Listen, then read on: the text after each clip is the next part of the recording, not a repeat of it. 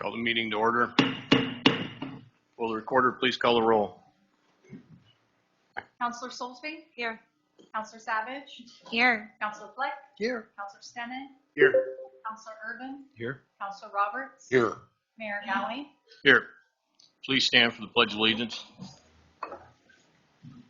Pledge allegiance to the flag of the United States of America and to the republic for which it stands, one nation, under God, indivisible, with liberty and justice for all.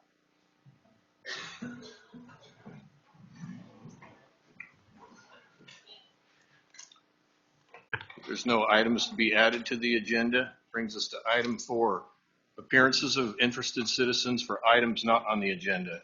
This is a time for citizens to comment on items not listed on the agenda for a maximum of 30 minutes. Individual speakers must be recognized by the presiding officer, provide their name and address, and will be allowed up to 5 minutes or less with council approval. Comments regarding any matter scheduled for public hearing may be provided only in that hearing. Comments on agenda items may be taken prior to council discussion on that item. The council will not engage in any discussion or make any decision based on public comment at this time. However, the council may take the comments under advisement for discussion and action at a further council meeting. Okay, the first one I have for items not on the agenda is Bruce Kelch.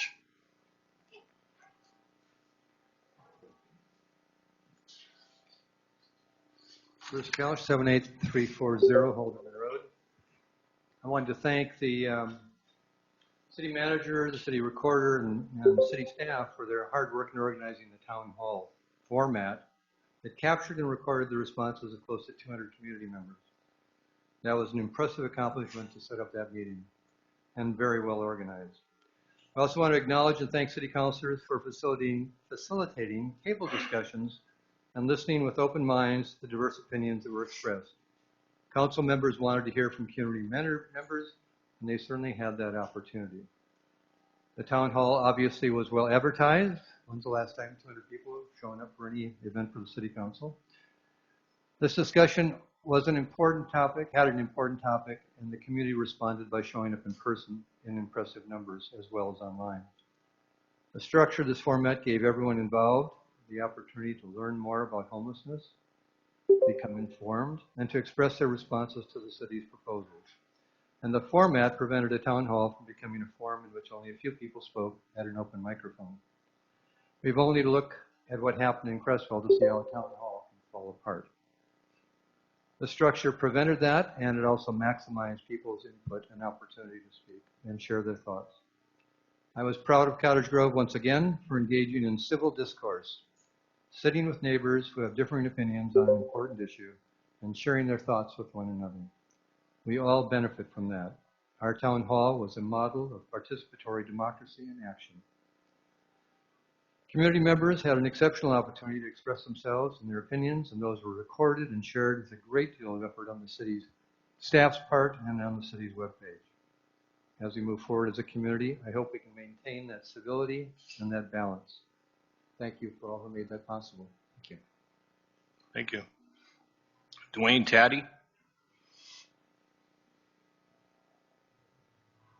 Hello, Dwayne Taddy, 77561 Highway 99, Cottage Grove, unincorporated Cottage Grove.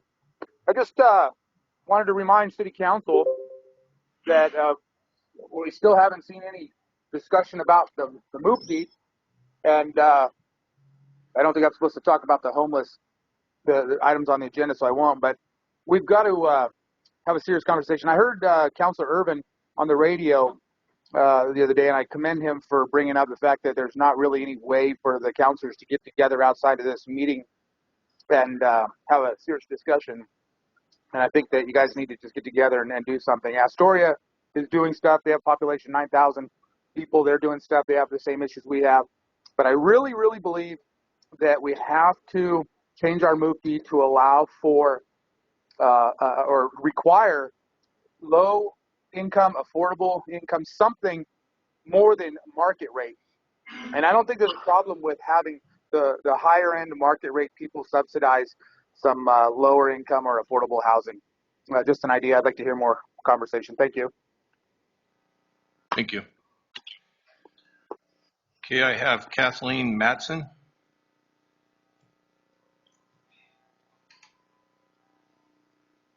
Hi, Mr. Mayor, Councilmen, Councilwomen, and folks, community, and elsewhere. Well, I'm sorry I missed the town hall meeting, and I wanted to be there. Okay, so I have this opportunity to speak, and I'm thankful it was meant to be for me to speak at this time because I learned about what was on the agenda.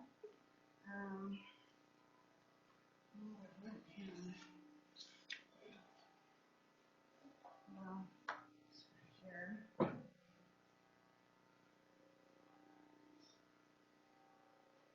Child Abuse Prevention Month proclamation. And so it's ironic that I would say, or meant to be at this time to, oh boy, I shouldn't even read off my notes, the month of child abuse prevention and the proposed homicide. Our children, grandchildren, nieces and nephews, because of the proposed site and extension of our street going to the proposed site, and what was said that it'll be safer for the homeless, to travel on our street to get to wherever they want to, their destinations in Cottage Grove, and it'll be safer because 99 is more dangerous. Well, they will be heading right behind the high school, besides in front of the high school, with going to that free clinic, the free amenities, and our children, to protect our children, Cottage Grove is to have the homeless destination somewhere else, because the kids are subjected to homeless people approaching them on our street when they're walking home. I live nearby our street, and I see young kids from Bohemian Elementary walking, and then the high school walking. And I've experienced being around homeless folks because I work for Albertina Care Centers, and I was point of order. And I work for Albertina Care, and I work for the Community Inclusion Program. And we took folks out in the community, walked downtown. Our building was right near the Eugene City of Commerce. And then we had another site that we were staying at. The homeless were at both of those. That was by Berg Ski Shop. Well, this real nice gentleman, he was like in his mid-20s, and then all of a sudden he started having sores on his face, and I never knew about tweakers. And then my coworkers told me, he's a tweaker. That's what they look like. And then we moved to the site by the Eugene Commerce Building and the LCC at that time, and seeing tweakers. And also, we work Monday through Friday, 9 to 5, and we have the weekend off, come back to work, and there would be feces all over the walls on the LCC building, where we walked to get to ours, and then our outside building, too. And toilet paper stuck to the wall against the feces, and then trash, always trash, and then needles. It was just dangerous. And then, I work with folks that were medically fragile in wheelchairs that had DD, and then otherwise folks that were ambulatory. and, walking to the parks there nearby. And, homeless people were staying out by under the trees. I ended up putting Eugene Police contacts in my contacts in my phone because I was frequently calling them on the issue of the homeless people doing drugs behind the trees. And it was just, really sad. And always, making sure the folks that we were helping get out and about in the community were safe and that we're not being approached by homeless folks that were basically definitely druggies and wanting a handout. And Okay, you need to wrap up. You've hit your Okay. 5 minutes. okay, so oh boy, I have it written down. Different sections of your, anyways, the ARPA funds could be, well, I could talk about that some more other time, but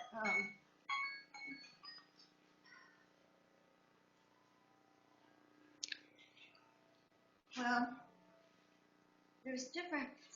Okay, you need to close. Oh, your child abuse proclamation. There's areas where we need to, you say, Mayor, that you're going to be signing this, that we need to protect our community, our children. And I would say to proposing this site without protecting children, it's indirect abuse, child abuse. And thank you for listening. Thanks. And I hope you all make a good decision. And I have a heart for homeless folks, but I seen a man 50 years old, and he was. Okay, ma'am, you need to sit down. Linda Olson. And right now it's on items not on the agenda. Mr. Mayor, could I also add for anybody in the audience or online, you can always submit written testimony at any time. So if you can't get all of your comments in 5 minutes, we would welcome that at either tonight or at a future date. All right, thanks for listening tonight. So my name is Linda Wilson. I live on Girard Avenue. And one of the things I want to ask about is why speakers have to give a physical address to speak because counselors don't give theirs. And twice in the last week and a half, people have been taking pictures of my house. And my house is not for sale, so I don't want to give my address. I live there proudly, but I'm uncomfortable doing that. My concerns off of tonight's agenda item is the South Lane Mental Health Clinic and the location and the inappropriateness of that location. It's not the homeless who don't have problems that we're concerned about, it's the homeless who are acting out. And having it at the high school, I have a higher concern. You didn't mention it was at the high school, I won't get on that. Having out by the high school, knowing that they're gonna be walking on either side of the high school, I think it's the inappropriate place. Not Mr. Mayor, can I call point of order? There will be discussion on items on the agenda prior to that agenda item, is that correct? Yeah, she's talking about South Lane The Mental health Health. center. Okay. It's this not on the agenda tonight. And then we also ejected a person who wouldn't give their address at like 2 meetings ago. I just want to be consistent with that as well. So I live on Girard Avenue, so people get in straight. 1305 Girard Avenue. Thanks. I'm honest when I say I'm uncomfortable with that. I'll hold the rest of my comments till on agenda items. Okay, thank you.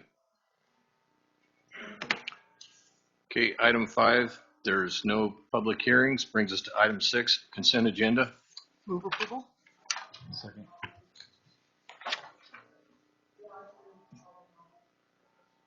On item 8.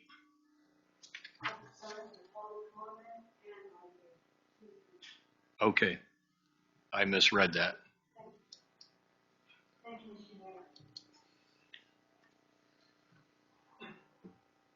My name is Amy Beaton Mary Day, and I live at 205 Adams Avenue, Cottage Grove. I am a California pensioner, retiree in Cottage Grove. I worked for the University of California and the Berkeley Lab for 27 years as a researcher.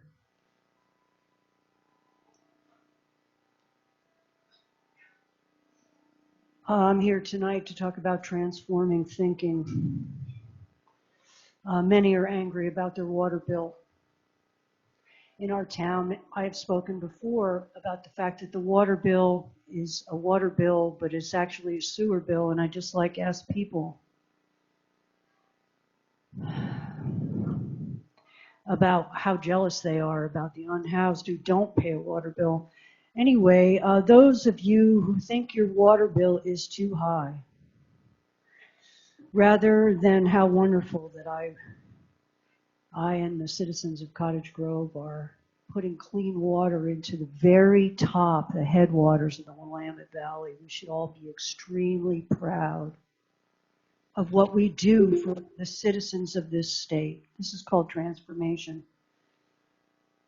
I'd like to talk tonight about the pursuit of happiness in forms of the purple line. The city has a purple line. The purple line is what I'm here to talk about tonight as an item not on the agenda. Where's the clock? I don't see the clock. I'm sorry. Anyway, the purple line, I would like to propose that the city come up with a method by which there's a plan to spread the purple line back to the people who pay for the water that comes out of the purple line. The citizens here pay for water that is only 2 filtrations away from being drinkable. Many people on the planet live in closed systems where they drink the water that comes out of the plant. We are privileged enough to have water that we could have come to an old-fashioned kind of well, block by block in our town, so that we could have irrigation rates instead of plain drinking water rates. We have got to teach our children that you do not have to flush your water with your toilet with drinking water. I'd like to talk more about the unhoused and feces, but that'll come under item 8. Thank you very much. Thank you. Okay, brings us back to item 6, consent agenda. Second. Got a motion with a second. Is there any discussion? All those in favor signify by saying aye. Aye. Opposed? Okay, item 7, resolution ordinances. A resolution authorizing full faith and credit borrowing and related matters. Ms. Likens. Good evening, Mayor, Council. The council earlier awarded the community center roof repair to Richard's Remodeling in the amount of $781,328. In the loan proposal, we have included asbestos abatement of approximately $25,000 and a 15% contingency amount. The roof project is expected to be completed by the end of September. As we previously discussed, financing proposals were sought in January, and we had one response from Banner Bank. U.S. Bank responded after the deadline that they were not able to be competitive with Banner's Bank's proposal and did not submit. We previously had a commitment letter from Banner Bank, which has been updated to extend the date for closing to May 4th. The proposal remains the same as a fixed rate, tax-exempt bank qualified interest rate of 2.77%. The city is to make quarterly payments with bank and legal fees and origination fees of $5,825. The city intends to utilize a drawdown period of 6 months or less, and the first drawdown is anticipated to occur in May of 2022. The city is responsible for any city legal counsel as well. The local government law group originally drafted the financing agreement. However, Banner Bank subsequently advised that we had to have bond counsel, and we began the process over. This has not been the requirement for previous loans of the same type. We believe that the requirement of the use of bond counsel stems from changes in federal laws and insurance claims for tax-exempt type loans. minimizing the risk as much as possible to the bank and transferring the risk to the city and its bond counsel. So in light of that requirement, we engaged with Hawkins, Delafield, and Wood, LLP in Portland, Oregon. And it is anticipated final transaction documents will be executed no later than Wednesday, April 13th is what's in my memo, but I heard late this afternoon that it may be the 20th. The bank is having trouble finding someone to review the documents that we've submitted. Staffing issues, I believe, with Banner. So it's these staff's recommendation that the city council approve the proposed resolution and authorize the city manager to sign the financing agreements and other required documents with Banner Bank. Have a resolution number? 2068. Councilor Irvin? Recommend that we pass resolution 2068. Second. Have a motion with a second. Is there any discussion? Councilor Savage? Thank you so much, Mr. Mayor. I just kind of have a general question. We have funds that we're going to be talking about at some point in time. Would it be possible to potentially use some of those funds on this loan so we don't have to pay so much interest either within the text of this document or on the other end when we're discussing the funding and where that goes? That I think that would save interest and fees. I don't know if that's even possible, but it was just something that I just thought of. So I can answer to some small extent. I'm not familiar with the new documentation and there is no agreement included, but I know the original terms allowed prepayment after a period of 2 years. Yeah, and so at that point then you would be able to pay back the loan without penalty. And in those 2 years there's a small penalty, but it's still payable. The original amount was $781,000 and change, and there's a new amount of just over $9,000. Would it be possible to pull that extra $200,000 from the COVID funding that we have and only take a loan for $781,000? Again, I don't know. Yeah, and you could use our funds to pay for a portion or all of them if you wanted, but then using up almost all of them. Thank you. Is there any more discussion? Seeing none, will the recorder please call the roll? Councilor Solsby? Aye. Councilor Savage? Aye. Councilor Fleck? Aye. Councilor Stimmett? Aye. Councilor Irvin? Aye. Councilor Roberts? Aye. Mayor Allen? Aye. We have a youth representative too. Hello. I say aye.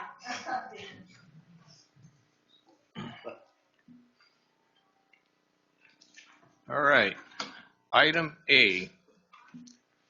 Item A, 8A is homelessness, discussion, and decision on how to move forward. And so we have a lot of people that signed up to talk on this. So Suzanne Keaveney.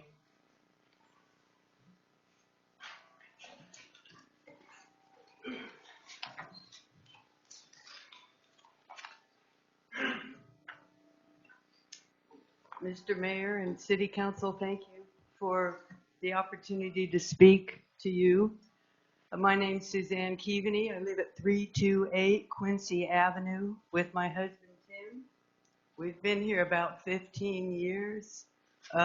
Came from Washington to take a job down at the warehouse or sawmill, and I've worked there for about 13 years, and Tim's worked out at the hospitals. Maybe some of you community folks recognize him as he checked you into the emergency room. We own a house about 3 blocks down, and a couple years ago we were able to retire. So we looked around and we thought we'd stay because we liked the town. We came down tonight to express our thanks and support to the people who worked on and participated in the town hall on homelessness last week that we attended. We were very impressed and very pleased that you did that for us. I didn't know And I bet most of the audience that night didn't know that there have been decisions made in the courts and in the legislature that pretty much require cities to address homelessness, or else we will have people sleeping on sidewalks and in our parks. I think I'm glad, though, that something's going to happen to address the problem. I was a single mother. Most of the time I raised my daughter. We lived paycheck to paycheck. There was no gas at the end of the month. And if I had had an accident or an illness, I would have been out on the street. So there, but for the grace of God, go I. There will be people who try to make us afraid of these homeless folks. But guess what? They're here with us now. They're in the town. They're in the town right now. They live with us. They're part of our town. I see them. Some people would like to make homeless people invisible, but we see them. So why finding a manageable solution to this problem is bringing out hate and fear baffles me. I don't get it at all. It's not only the right thing to do, it's the smart thing to do. Tim and I found the solutions that were proposed at the meeting really well thought out, and we support them thoroughly. Thank you for trying to address this problem. Thanks. Bruce Kelsch. And Mr. Mayor, can I make a quick point of order? So protocol when people come to speak to the council is to speak to us, not to look back to the audience. So you are addressing the body, and so comments need to be directed up here. I've noticed a couple folks looking around, which is great, but protocol is that you're addressing this body. Thank you. I'll keep my eyes fixed on you. Thank you. Bruce Couch, 78340 Haldeman Road. I've been really impressed with the process that the city council has gone through, that the city manager has done, the long presentation he gave to the city council, that one meeting I'm sure you'll remember that went on to 10 o'clock at night or so, giving you lots and lots of information about the situation, about the causes of homelessness, the situation here in town, and working on proposed, I don't say solutions because I think it's never going to be a complete remedy, but ideas that are presented that can move the city forward. And I think one of the things that I was most impressed with in the feedback from the town hall was, and I didn't get to read it all, there's one section I kind of skipped over, but I tried this afternoon to read as much of it as possible, was the overwhelming support that community members have for doing something that's more than minimal, for doing something that is in line with what the city has been proposing to address the issue of the unhoused and what to do about it, and how to protect the city from litigation. That is also a possible downside, not doing anything. So you've been informed, and I think one of the strengths of the town hall meeting was also to inform the public, provide more information to those who didn't have as much information as you have. And as city councilors, you are in the position of taking in all this input, taking in all the information you've learned, and then making some decisions. And I know as an administrator, you do reach a point at a certain point, you've taken in as much input, you've gathered as much information as you can, and you do need to make decisions, and you do need to make forward. And from my perspective, I think the council's at that point right now. We have to decide what to do, and you've got a good proposal before you. I don't see any alternatives been brought up, and give you other options if you have some solutions. And weave those into what's presently there.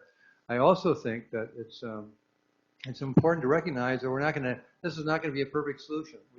This is a complicated, difficult issue. Cities all over the country are struggling with how to deal with the unhoused. And there's all kinds of reasons, complicated reasons this is happening. It's economic, it's social, it's the lack of opportunities for people to get out of the cycle once they get into the cycle. And we're not going to be able to solve all those. But I've seen in Cottage Grove a can-do attitude that says we can give it our best try. We can approach a problem and come up with solutions. And I think you've involved, and the city is involved through Richard, Carry It Forward, Homes for Good, Square One Villages, people that have experience that can help us and support us in moving forward. There will be challenges. Nobody's dismissing those. There are fears and concerns. Some those showed up as well in the comments were published on the city webpage. They need to be addressed as well. But I think that we know that we're going to learn as we go, and things will not always be smooth, and we have to accept that, but we still need to move forward and make decisions. So thank you, councilors, for all your thoughtfulness, for your commitment to addressing this issue in our community and investing in people to make our community healthier and a better place to live. Carol Crawford.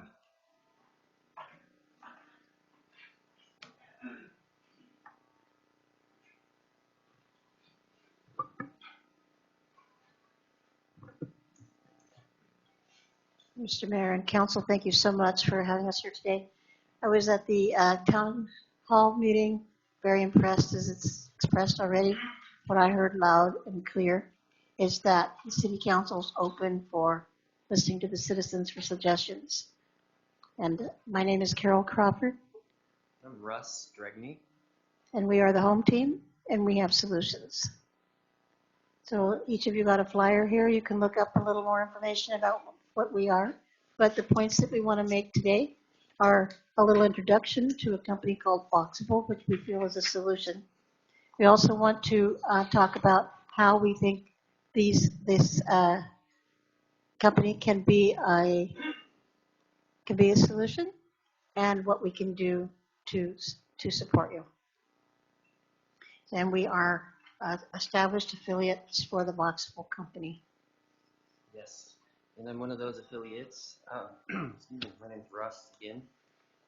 So Boxable has created a building system that is compatible with scalable factory mass production, like automobiles are produced these days. And our mission here is to significantly lower the cost of home ownership for everyone, and hopefully provide a solution to help house people. And these are obsessively designed to the highest standards of quality, strength, and sustainability to last for generations. The Boxables are 20 by 20, 400 square foot homes that are built to code.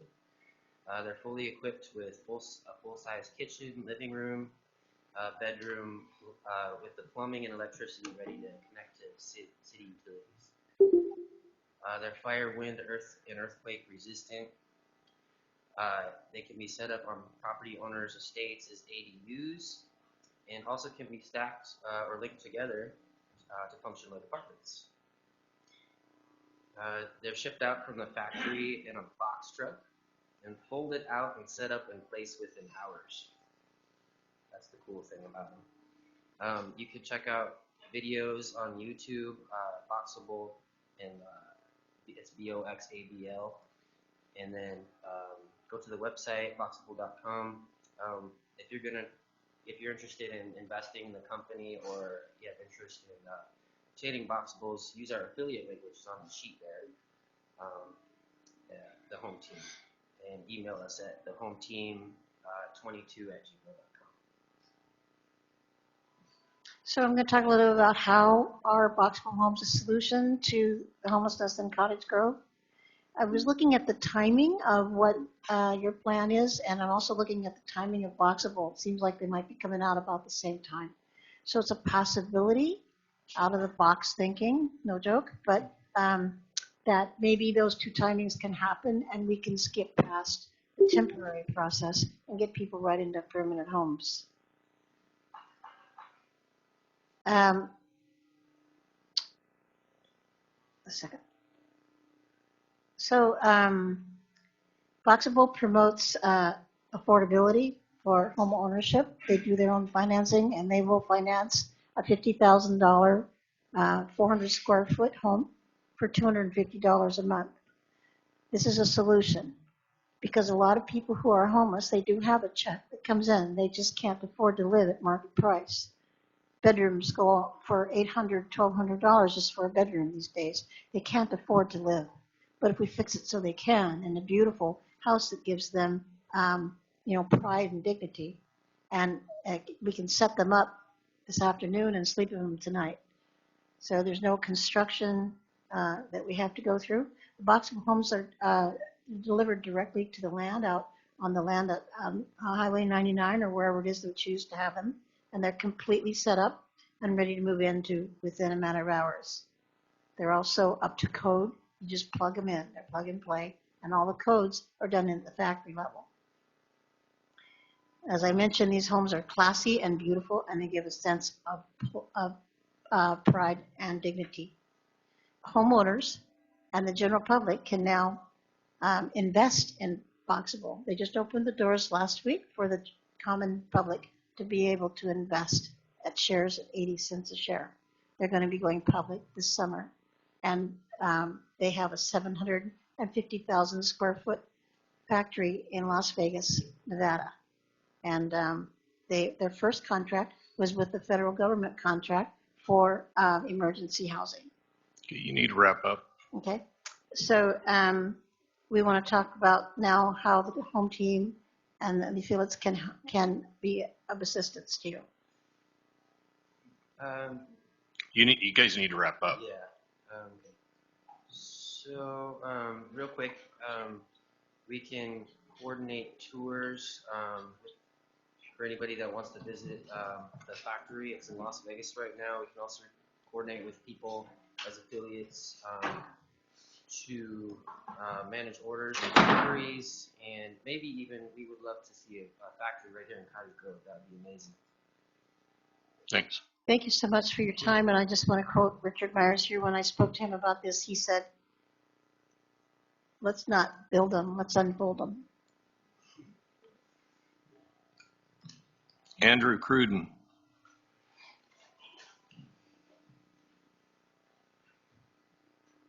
Andrew Cruden. I live at 333 East Madison Avenue here at CG.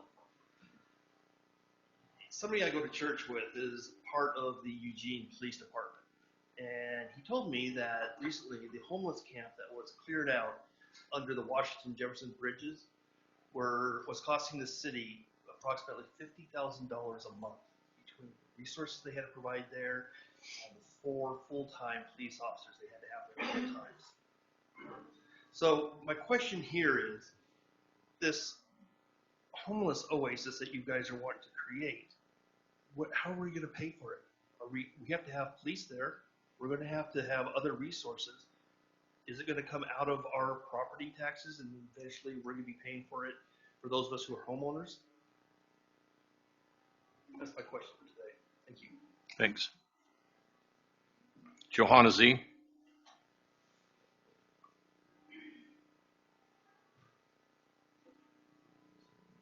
Hi everyone, I'm Johanna Z. I'm at 1386 Cottonwood Place.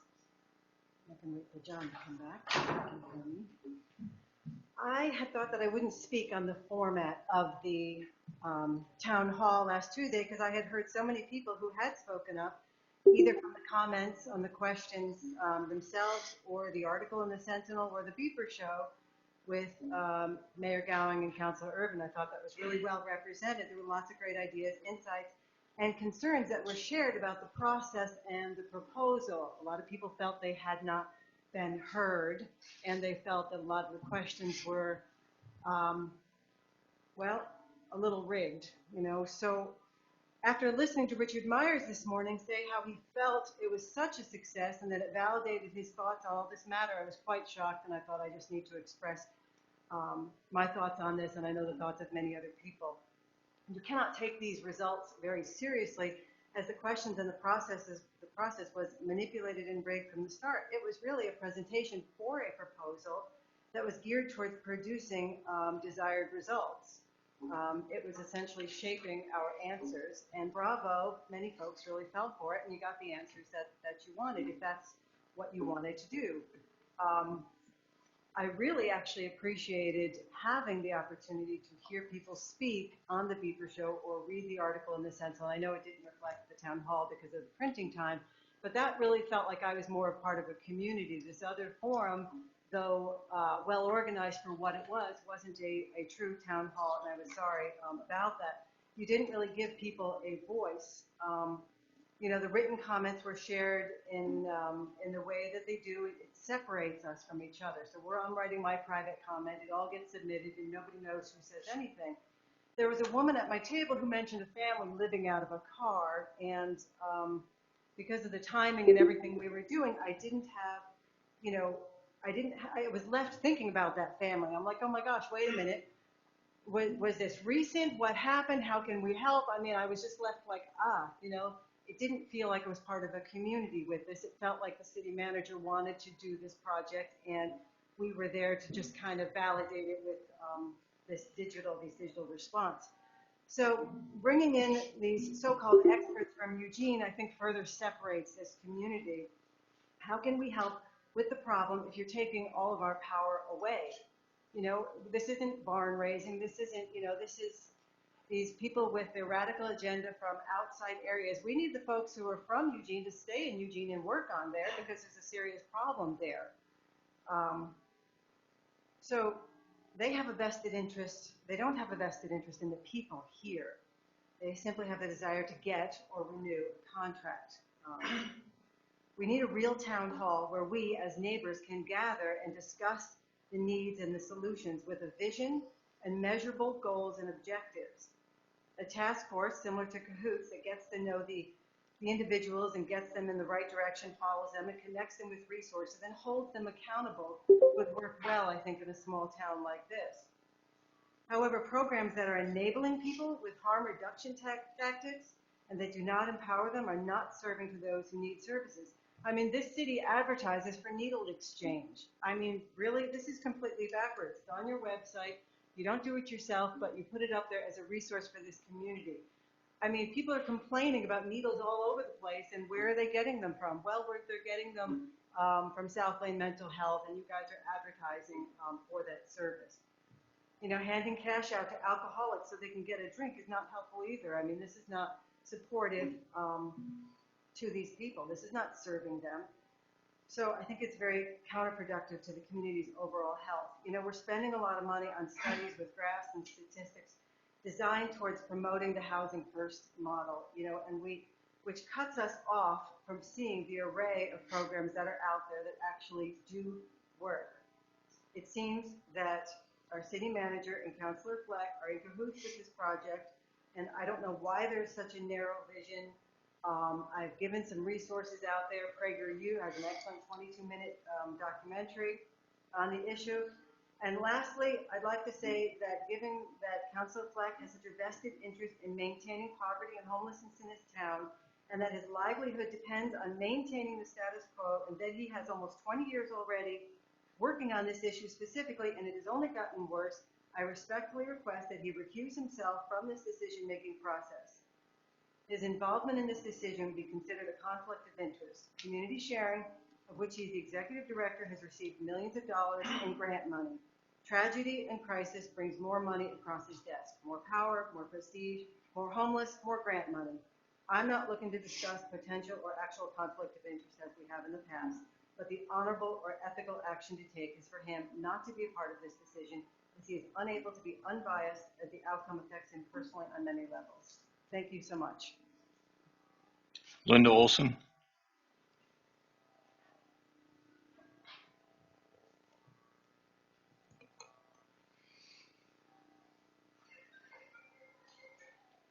Okay, I'm Linda Olson. Thank you for the opportunity to speak again.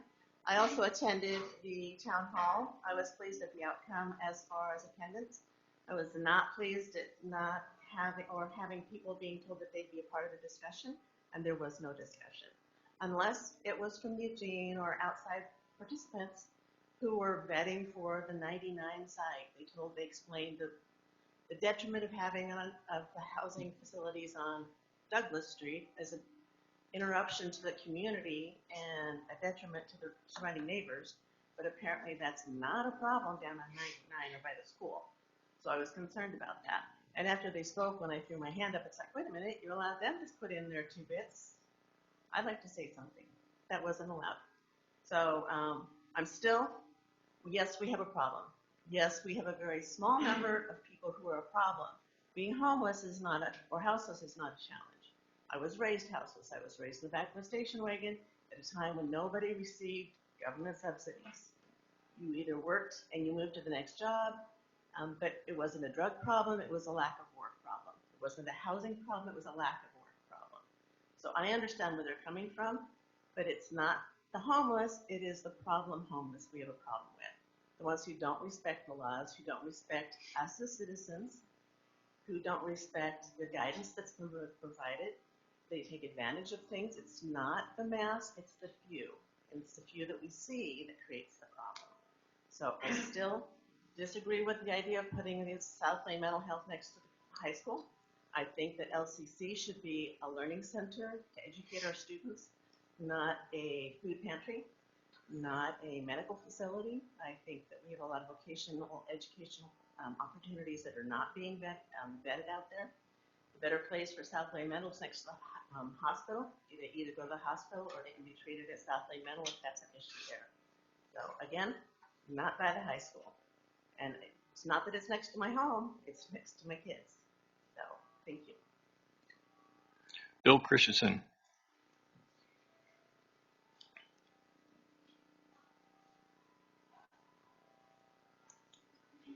Bill Christensen, 1337 Elm Avenue, Cottage Grove, Oregon. I want to talk about two things. The town hall. I used to work in a market research firm, and part of the work in the market research firm was to do focus groups. And in a focus group, they asked a panel of people very objective, very unbiased questions to elicit an honest answer about a product or a concept.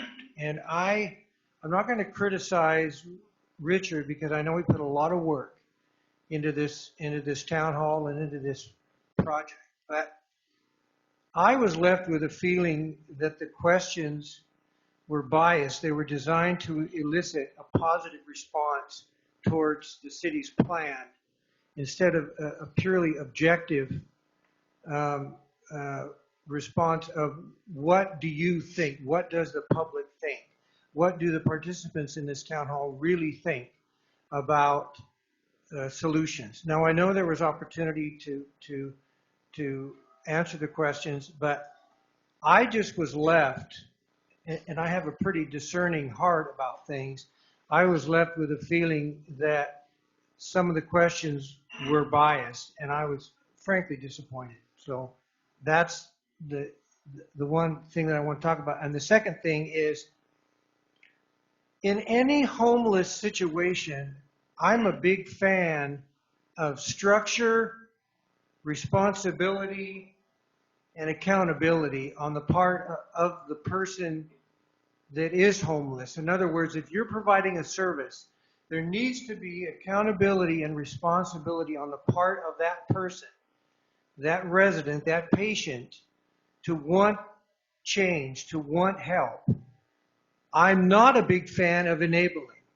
So if there's any program that perpetuates enabling, giving them free services, free things, even if they're not necessarily willing to step up to the plate and want change and want help, I'm not a big fan of that. Because enabling, all it does is perpetuate dependency, misery, and hopelessness. And I don't want those things for the homeless. I want hope. I want change. I want sustainability, and that should be the goal. And I also feel like this is a critical thing that we're undertaking. And my feeling is we have got to call all services together and get it right. We may have bumps in the road, but we've got to get this right. It's critical. If we don't get it right, it's going to mean a community that's less safe and a community that will be forever changed, not for the good, for months and years to come. So my word to the City Council is get the response of the people, get together, get a plan, and I like what Roberts had to say, Councilman Roberts had to say is, I think we can enact this plan with the people of Cottage Grove, not dependent on outside sources or outside groups. Thank you very much. Thank you. Amy Meriday.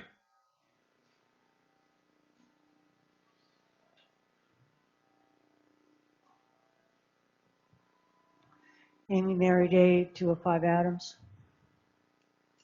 I was a researcher in genetics, and so this is a poem somebody wrote for me today when I was describing what was going on in my mind.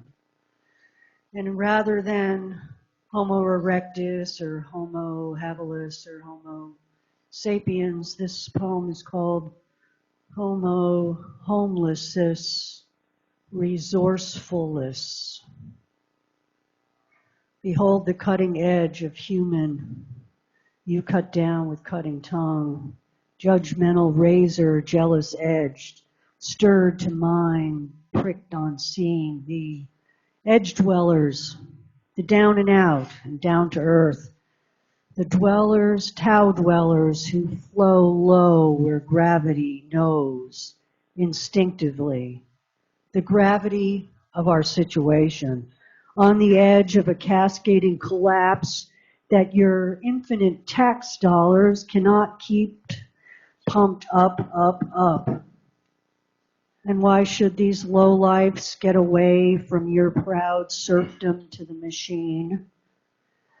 Perpetual campers, minimalists making do with what we threw out, down and out, our refuse. Refuse, how can we refuse? What on earth can these broken, slovenly ones teach me? What fear do they make me feel of being stripped of everything that makes me feel good, useful, comfortable? How dare they? Yet one moment of compassion tells me there is an encyclopedia of practical and psychic wisdom to be learned from their world, maybe soon our world. This is by Charles, who's one of the poet peddlers in town. All right. So Friday, I give you guys some homework to give up your opinions or what your ideas if you had free reign to do whatever based on the meetings that we've had and the information we got.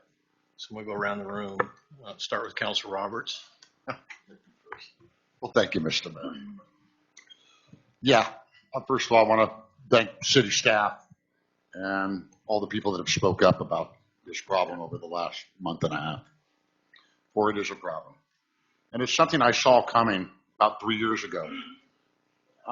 Some of you in this room probably don't know my story, but 32 years ago, I had a cocaine addiction and was living in a dumpster in San Francisco, California. Woke up one morning and I wanted to change things. So I got on a bus and I went to my hometown in Marin County. Within 3 days of being there, I ran across a very kind lady friend of mine who took me to this rehab center in San Rafael, California. It changed my life. It made me who I am today. And it's what I'd like to see us do here in Cottage Grove. Basically what it was, I went to their front door. A counselor opened the door, let me in, sat me down in a chair, and evaluated me on why I was homeless and, to their best ability, what they can do to get me back to be a regular person again. And that, what they did there is they had 3 meals a day, a bed for me, which was dorm living, bunk beds, and a locker. The first 30 days I was there, I had to go to drug rehab classes and work really hard on that. And then I graduated into a job class where they showed me how to do resumes, applications, do interviews. They helped me with new clothing, with vouchers to Goodwill. And this was all while staying there, gave me a bus pass. Then after that, I was able to go out and get that job. And then I stayed there for a few more months after that.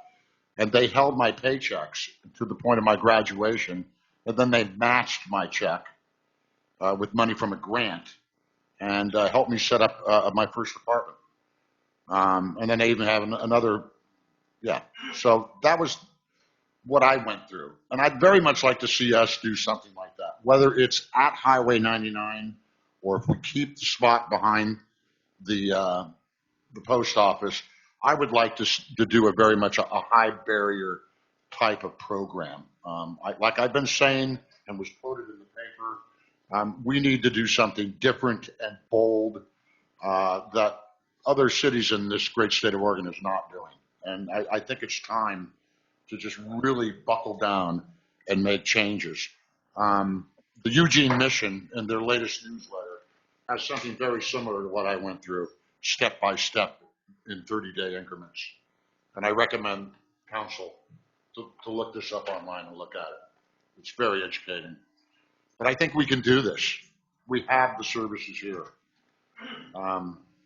We donate to the services.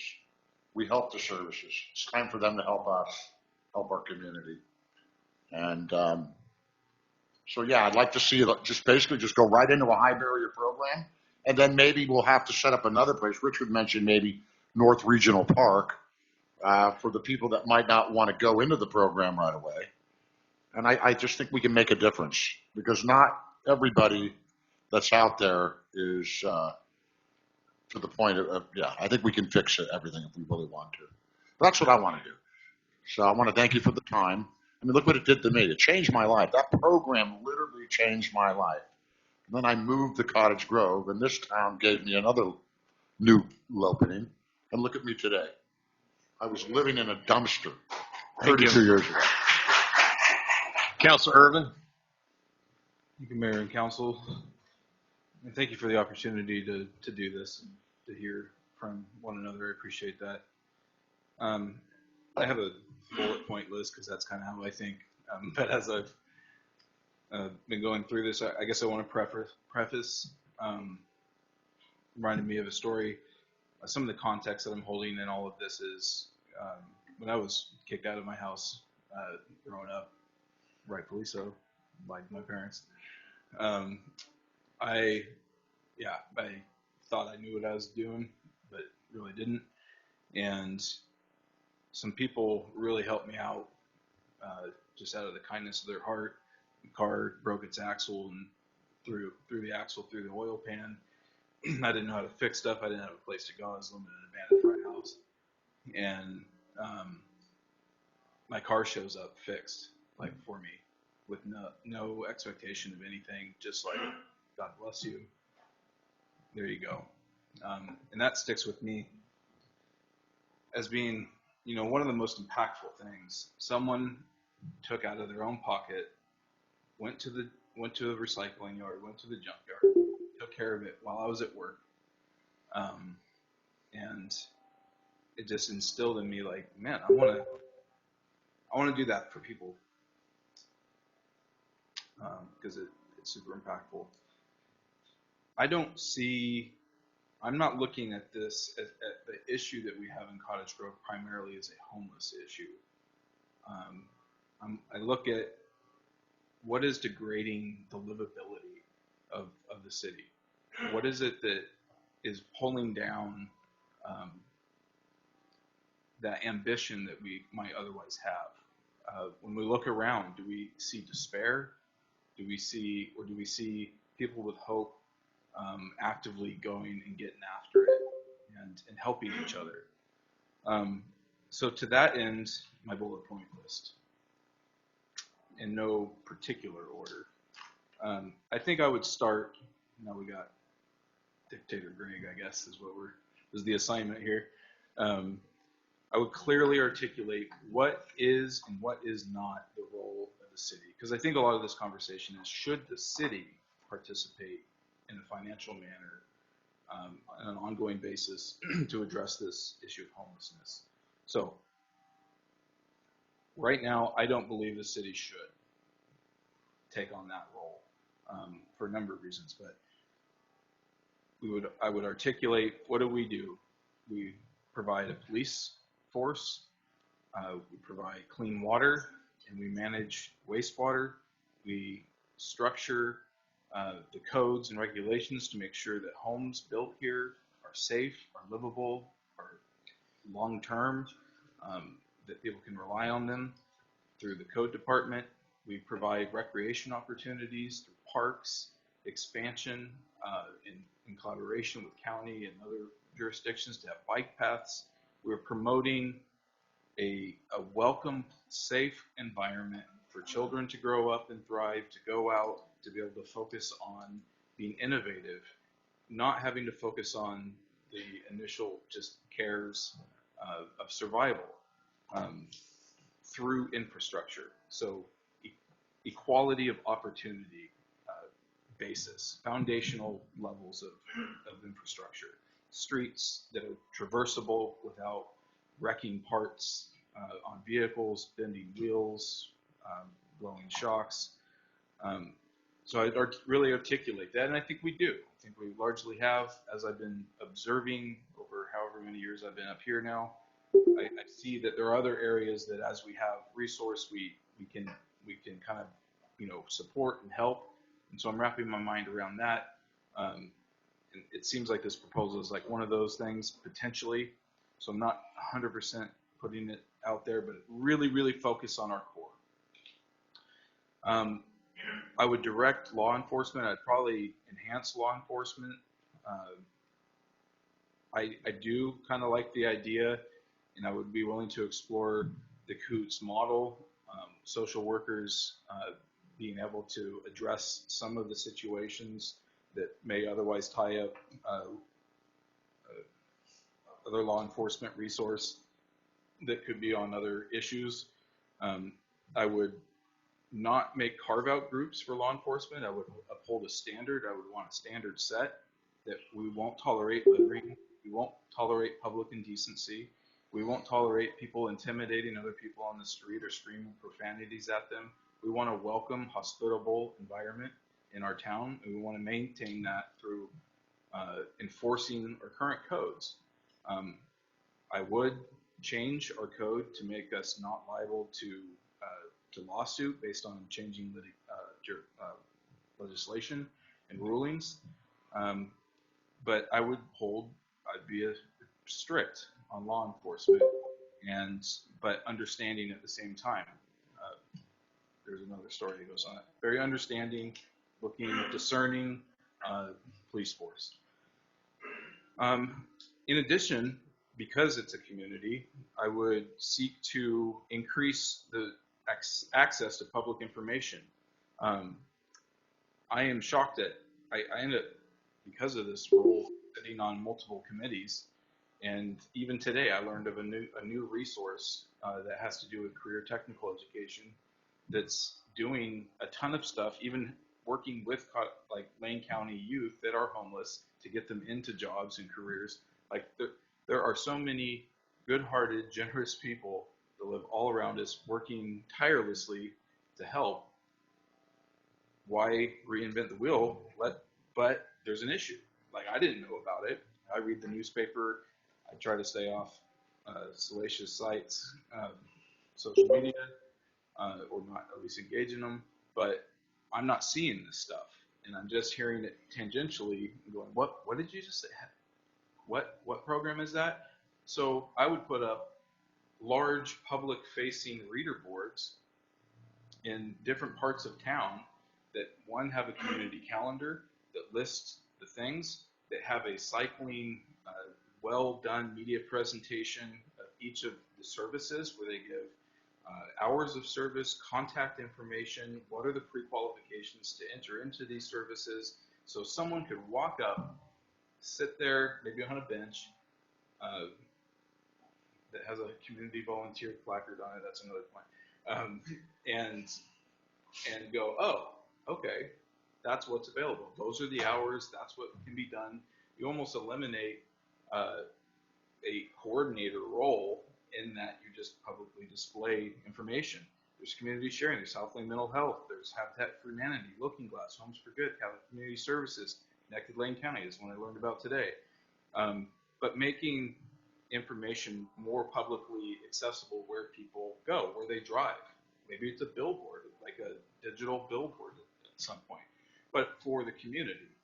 I just think that we don't know, well, a lot of us don't know what is available, and so we're left searching for, like, well, I guess we need to come up with a thing for that. I'm not opposed to spending money if it's to enhance the city and if it's a good investment in the community.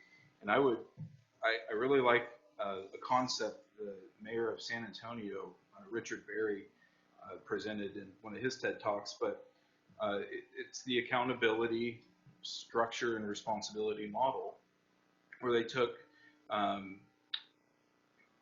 set aside additional money and transportation services for those who are without jobs that were on the streets and had day labor. And they partnered with a nonprofit in their town to manage like the paperwork, because you got to fill out all the HR stuff ahead of time. So that was managed so that they could actually go in, pick them up, and provide a day's worth of work where they got a paycheck. It was steady. They beautified the city. They could be pressure washing sidewalks. They could be digging the roots out of the edges of sidewalks that bloom and look terrible. They could be chipping paint off for repainting of stuff. They could be painting graffiti. They could be picking up trash in the parks. There's a lot of different things. We're talking about potentially over $200,000 of investment in this way. We could give opportunity, and so to people to build that dignity and to actually take pride in the community in what they're doing, and the kudos that you get when you're out there just serving. Whether some people should be paid because they don't have other means, and so here would be a thing. But also you could coordinate with volunteer efforts in groups along. And when someone sees Councilor Robert out there scraping sidewalks, it's like, yeah, I like this place too. Thank you. I want to do that. So that's another thing. Community promotion of volunteer groups. Scrape a sidewalk with Robert's Day or something like that. Organize trash pickups. Maintain. What I'm trying to say is, if we build, I would attack this problem from a raise the standard of living, raise the standard of expectation in everybody. That we love our town, we want to take care of it, we want to see it nice. So when you do see someone throw a piece of trash down, and you've spent 20 hours in the last month volunteering, pick it up, you'd say, hey, shut up. That's not what we do here. Or if you see somebody harassing somebody so that they don't even want to go into 541 exchange and do business because they're getting cursed at, you go, hey, knock that off.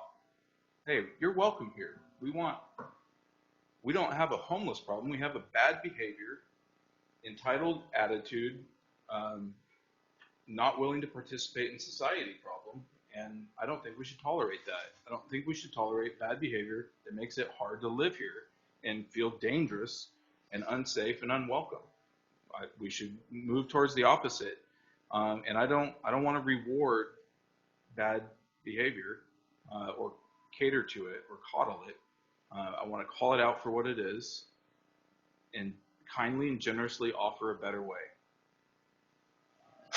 Thank you. Councilor Stannett? So I'd like to thank our mayor for what's turned out to be quite a homework assignment, as you put it. We've been going over this issue of homelessness and homeless folks for quite a while. And when given the assignment to really parse it out and distill it down and decide what I would do if given the chance to do whatever I could, I realized quickly that I couldn't, that thought and reason weren't going to get me there on their own. And I think that's the case for all of us. It's part of what complicates this issue, is that this is not something we could think out, a decision we could come to and be happy with, that there are a lot of feelings involved. We almost have to feel something about the homeless problem and situation and about homeless people before we can decide what to do, and that maybe whether or not we want to, that's how we approach this problem. And I think that's an area where we can find a lot of common ground, because I think if you ask just about anybody in this room or elsewhere, how do you feel about homelessness? Do you feel by extension about homeless people? I think, there'd be a few outliers, but most of us would say, I feel bad for them. I think most of us do. Sorry for them, I feel bad for them, some variation of that. We witness it. It does not look like a living situation that any one of us would choose or want or desire. It doesn't look fun. It doesn't look glamorous or cosmopolitan at all. And it's definitely part of the human condition to say, to feel that for another person who's going through that kind of suffering. I think it's just a long, slow trauma as far as I can tell, homelessness. And that uncertainty that comes with it, and the exposure to elements and to life and to the public constantly. It's part of our condition to feel bad for people going through that. I think that's the first feeling that most of us have. And the thing is, we can find common ground there. It's where we diverge is where our thoughts come in after that. I feel bad for them, and I want to do whatever I can. I feel bad for them, but they brought this on themselves. I feel bad for them, but they don't want help. It's where our thoughts intrude and where our actions follow our thoughts that we kind of diverge on this issue, and then it becomes difficult to do anything meaningful about it. It can be uncomfortable to watch someone suffer. Of course it is. Again, that's part of the human condition. So what do we do with that? Well, a lot of us, if we're to be honest, we'd say, don't show it to me. I don't want to see it. Homelessness is fine as long as I don't have to see it, right? What's the issue with homelessness that a lot of us are confronting now is the fact that it's here, it's out there, and we are seeing it. These are not new people in our community. They've been hiding. They realize now that they don't have to hide anymore because the law is now saying that you don't have to hide. If you don't have anywhere else to go, you can be on public land. We can wish we hadn't seen it, but it's there and it's not going away. We can wish that other people, the visitors to our community, wouldn't see it. We're inviting a lot of people to this community because it's beautiful. There's a lot to offer and we love it. We're not going to want them to see our homeless people, are we? But they're going to. We can decide that these people aren't like us. These are their decisions that made them that way. We can decide that they're not us at all. Well, we put up these shelters and people from Eugene and elsewhere are going to come down. They're not us, are they? But I've said it before, and I'll say it again. There is no they. They is us. They is us. This is us right now with a Cottage Grove problem. We need Cottage Grove solutions, I would agree. We have to change the situation. We have to tackle this situation. We're not given a choice. I think Councilor Irvin was right about a lot of the functions of city government. The other one that I didn't hear him mention explicitly was the management of public lands. There's public land in Cottage Grove that we have to decide what to do with it. Does anyone here believe that having people camped behind the community center was the purpose of that building? Is a good idea? I doubt that. I don't believe that is a place to put people. I don't believe that that's a workable solution. Our codes need to change with regard to how we handle people sleeping and loitering and lingering in public lands. Maybe they don't need to happen immediately. I do think we have a bit of time to work that out to make sure we do it the right way. The community center site, though, is completely inappropriate. I would close that as soon as possible. To me, the site of the current warming center has a lot of pluses. We already have shelters at that site. It has proven useful for those reasons. There aren't that many residential neighbors. It's very close to the amenities and services that people will need. It's centrally located in town.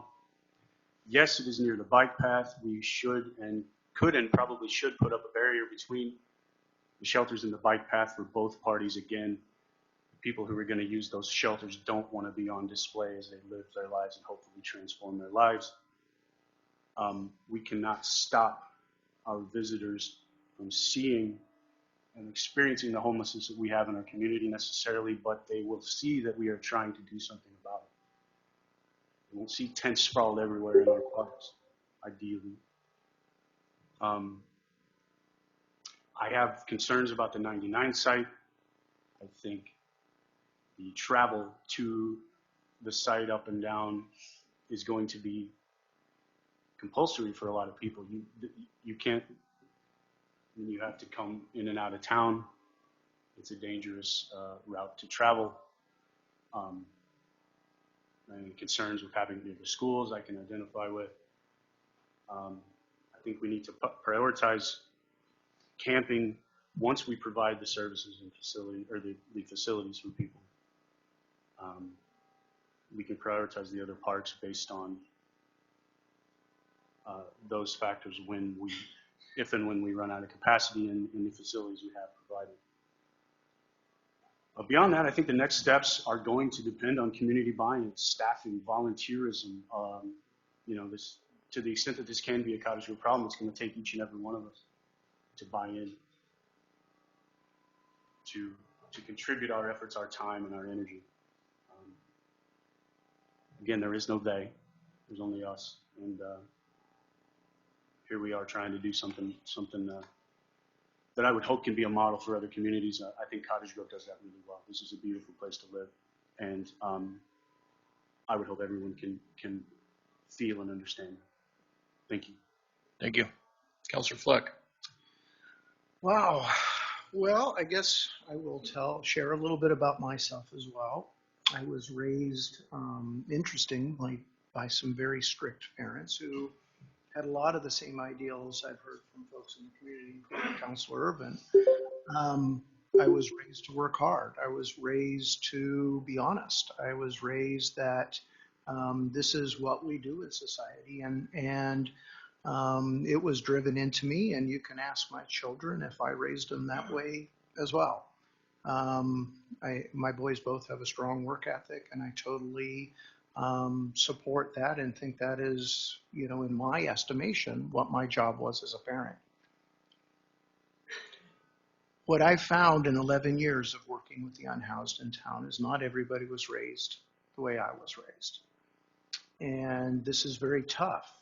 Anybody who knows me at Community Sharing knows I do not suffer bad behaviors. If folks make threats, if they act on threats, they're gone, period. I have zero tolerance for people who are violent. That being said, we're very patient with folks who have behavioral issues. We work with them. Even the folks who ultimately are thrown out, if they're able to manage their behaviors, are allowed back. So I guess I just want to start right there that I also, when I look at other communities like Eugene or Portland, have some real fears about folks camping in an unmanaged environment. I do think that is problematic. I think that that just is, for the people in that situation, it's helplessness. Why should I try to work? Why should I not do drugs?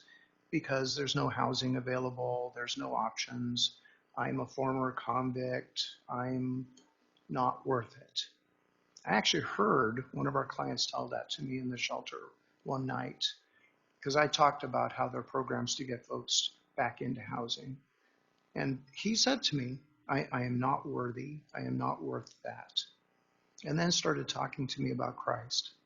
I mentioned to you folks, I'm a faithful guy. I don't expect anybody else to be, but boy, did that touch my soul, that here was a very gentle heart that did not value himself enough to feel that he was worthy of housing.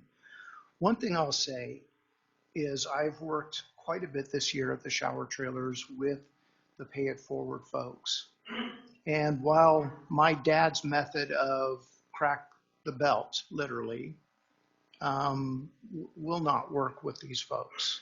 The very methods that they use are so effective in getting folks to want a different situation, to get folks to feel that there is a chance for an opportunity. I love Councilor Irvin's description. And in the 60s, that was reality. That is not reality in this year. That is not the situation we live in. So this is not a solution that's going to be viable. And I mean no offense. It's just not going to happen. There's no motivation for people to change unless you give them hope. There needs to be some level of hope. Now, I will disagree with the barrier option because I do think you need to get folks talking to actually make a difference. If you throw up barriers right off the bat, folks have no incentive to talk to you at all. There's none, unless they're incarcerated and you have some motivation in that manner, which clearly we don't have anymore. I will say I think that there used to be more tools for trying to make a difference. So that said, it was alleged that I was part of this plan, and I will say, yes, I was. So the city manager met with not just our organization, but most of the nonprofits in our community that work with folks that are struggling in our community. And we did come up with plans over, was it 2 or 2.5 years? Quite some time. We had a lot of conversations. Is it a perfect plan? No. Are there going to be people left out? You bet. There are folks, I've mentioned it before, that are severely handicapped and need a higher level of care than we can provide. And I'm just thrilled to hear Commissioner Bucks talk about what the county's going to do to step up for mental health services. So let's turn this around to the fiscal part. Let's leave all of that aside for a moment. What makes sense, and a lot of people have been critical of the Housing First model, yet everything I've read from study after study is that if we get people into housing, we start working on self-esteem, we start encouraging addiction services and mental health services and job training and all of the things that are going to help these individuals be successful. Not only does it improve the quality of life for that individual, it saves the community money because that person's not visiting the emergency room all the time. They're not visiting the jails all the time. And study after study, you don't have to take my word for it. There are many examples out there. I've heard a couple where they've not penciled out. I don't want to make this seem like everything's perfect and it always works. But to me, this is what makes sense for our community cost-wise. We had $50,000 cleanup under the bridge alone from the biohazards and having to get that site cleaned up. Boy, let me tell you, we'll pay for the shelter pretty quick. With 2 or 3 of those a year, we've covered all of the costs. So just from a pragmatic fiscal sense, I believe it makes sense. But when you add the piece of helping people get back into mainstream society, once again, I don't know if Pay It Forward will be the organization. I will be declaring a potential conflict on this discussion. I guess I just did. Because my agency does not have any intention on applying for any RFPs in this. We stepped up to run the shelters because there wasn't anybody else to do it. And in the future, if nobody applied, I suppose I could foresee us doing that. But it's not our bailiwick. And I learned that quick working with the Carry It Forward folks. These folks are so good at what they do. Will they help everybody? Absolutely not. But if we look at it from a Christian standpoint, we're planting a seed that may take years to grow, but that seed does grow eventually. And that's what we need to be doing in this community as far as I'm concerned. So I do absolutely support the plan. I will say from the feedback, and knowing as a low-income person years ago, I did repairs on my car in the right-of-way when it broke down. And so I guess that was the one piece I actually would not take from the feedback that we've received. But by and large, I support the direction that we're going. I also agree with Councilor Stinnett. I've had real heartburn about the 99 property just because of the traffic on Highway 99 is just not good. I would really rather see it on the North Douglas site. I actually don't think that the current site along the bike path is a good environment for a number of reasons. Um, visibility goes both ways. Folks don't want to be, in the public view all the time either. And so I would prefer to do it on the North Douglas site. But the Carry It Forward folks and the city manager believe that's the best course, and I'm certainly willing to entertain that conversation. And if we're looking at affordable housing, this is the big piece, is we have to also have places for people to go once they are able to get into housing. I have clients right now that I can pay move-in costs. They cannot find a place to rent. Our rental vacancy rate in Cottage Grove is below 1%. You are super lucky if you are able to find a rental in our town. Hopefully with the MUPD, that's going to change. We're going to have more rental availability, and hopefully that we're making a difference there. But this is a big conversation. I do support the current plan. I'm certainly open to modifying and tweaking and making changes that make sense. But I have to say that I just we have to make a difference, and I believe both fiscally and morally this is the right plan. So that's what I'm saying. Emma, I didn't give you the weekend to prep, but if you Did I? got some ideas, I would like to hear them. Well, my name is Emma McDonald. I'm a junior at Cottage Grove High School. I did not get the weekend to think this over, but sitting here and listening to everyone speak and listening to the counselors speak, I've written down some notes. So, my opinion is that homelessness and addiction is a cycle, and we all know that that's a cycle, and cycles like that are incredibly hard to break. But they're also, it's hard to talk about homelessness without talking about addiction, but it's also necessary for it to be included in the conversation that those are two separate things. Not everyone who's homeless is addicted, and not everyone who's addicted to a substance is homeless. They're different things, and they can be separated. I think that one of the best solutions to the problem is something like Councilor Roberts was talking about how it's important to break that cycle as soon and as efficiently as possible. Addiction is something that's incredibly hard to recover from, and trying to recover from that without having the necessary resources is next to impossible. When someone who is homeless is living without their home or without a home, it is almost inevitable that they're going to experience exposure to drugs that they've been addicted to, and very, very likely to relapse. Not only that, but owning a home leads to accumulative wealth.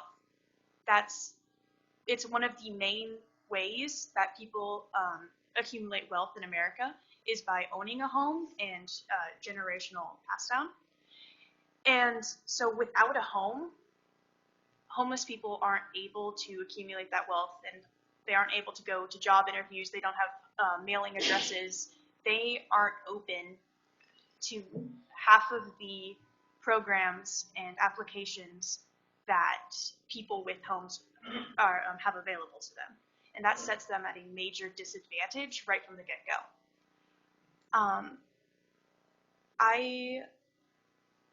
It's pretty clear to anybody that nobody wants to be homeless. Nobody wants to be an addict. There may be a few outliers, but nobody wants that. And I think that it's often discussed about how people who are houseless don't have the drive, or they don't have the will, or they're just taking government handouts. And I think it's important to realize that while there may be a few who are doing that, a majority, I would like to believe, are people who are trying to get the help that they deserve. And for some reason, and if they aren't able to benefit from those programs, it's not to their own fault. It's to the fault of their mental health, their pre-existing conditions, or the addiction that they haven't had the ability to overcome. So I think one of the most important aspects to solving the homelessness that we see in Cottage Grove is to give people an opportunity to get them on their feet instead of just giving them a place to go temporarily and expecting them to figure it out for themselves. Because a lot of people don't have the ability to do that. Councilor Fleck was saying about how it's about helplessness instead of a lack of work ethic. I agree with that completely. Thank you.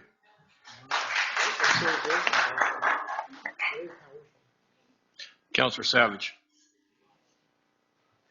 The words of our youth. Can't follow that.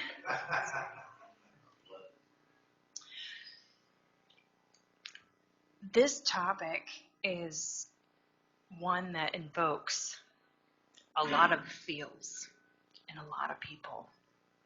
And it is near and dear to my heart because I too have spent some time being unhoused and experienced winter days and nights living in a van by the river, learning very young that I should not cook a can of beans over a campfire without venting the can because it will explode.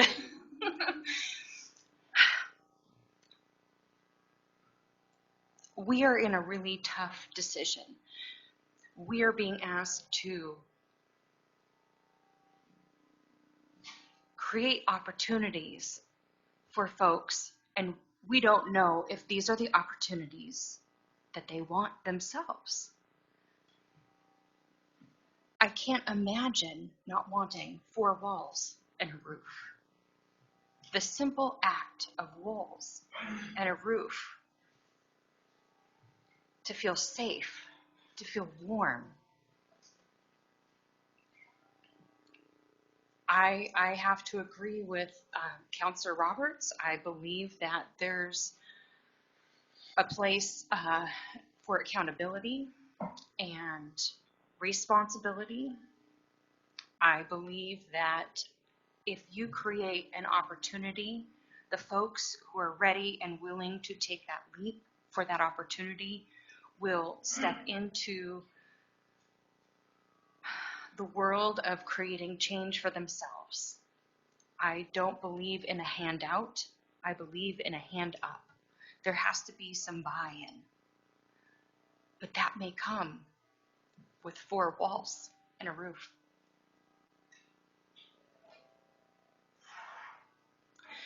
A dear friend of mine lost her job because she has a child with a disability. And she could not be dependable at work because her child was being pulled out of school and sent home because of behaviors. So she lost her job. She got placed into, I believe it was Section 8. She's getting handed funds every month to help subsidize her rent, and her rent goes up. And she's got a child with special needs, and she's falling apart. Her own mental health was failing, and everything around her was crumbling, and her son is having the hardest time. And they lost their home, and this is in Eugene. She entered into a program. She now has somewhere to sleep. She's got 4 walls and a roof and a place for her son. She has a place where she can use their address so that she can continue to receive help, funding. But that comes at a price too. She can't get that for free. There is buy-in. There is skin in the game. She is asked to volunteer and work hard, and she is given steps A, steps B, C, D, E. Oh, you're having a hard time with E? Let's take a step back. Let's reevaluate. How can we help you? As long as you are making progress, you can continue with us because you are progressing. The moment that there becomes a stagnant point, we need to reevaluate. If you don't have buy-in, if you don't have skin in the game, how can we continue offering this assistance? There are going to be hiccups. There will be hiccups. But I tell you, after 9 months, she has her own apartment. She has 4 walls and a roof.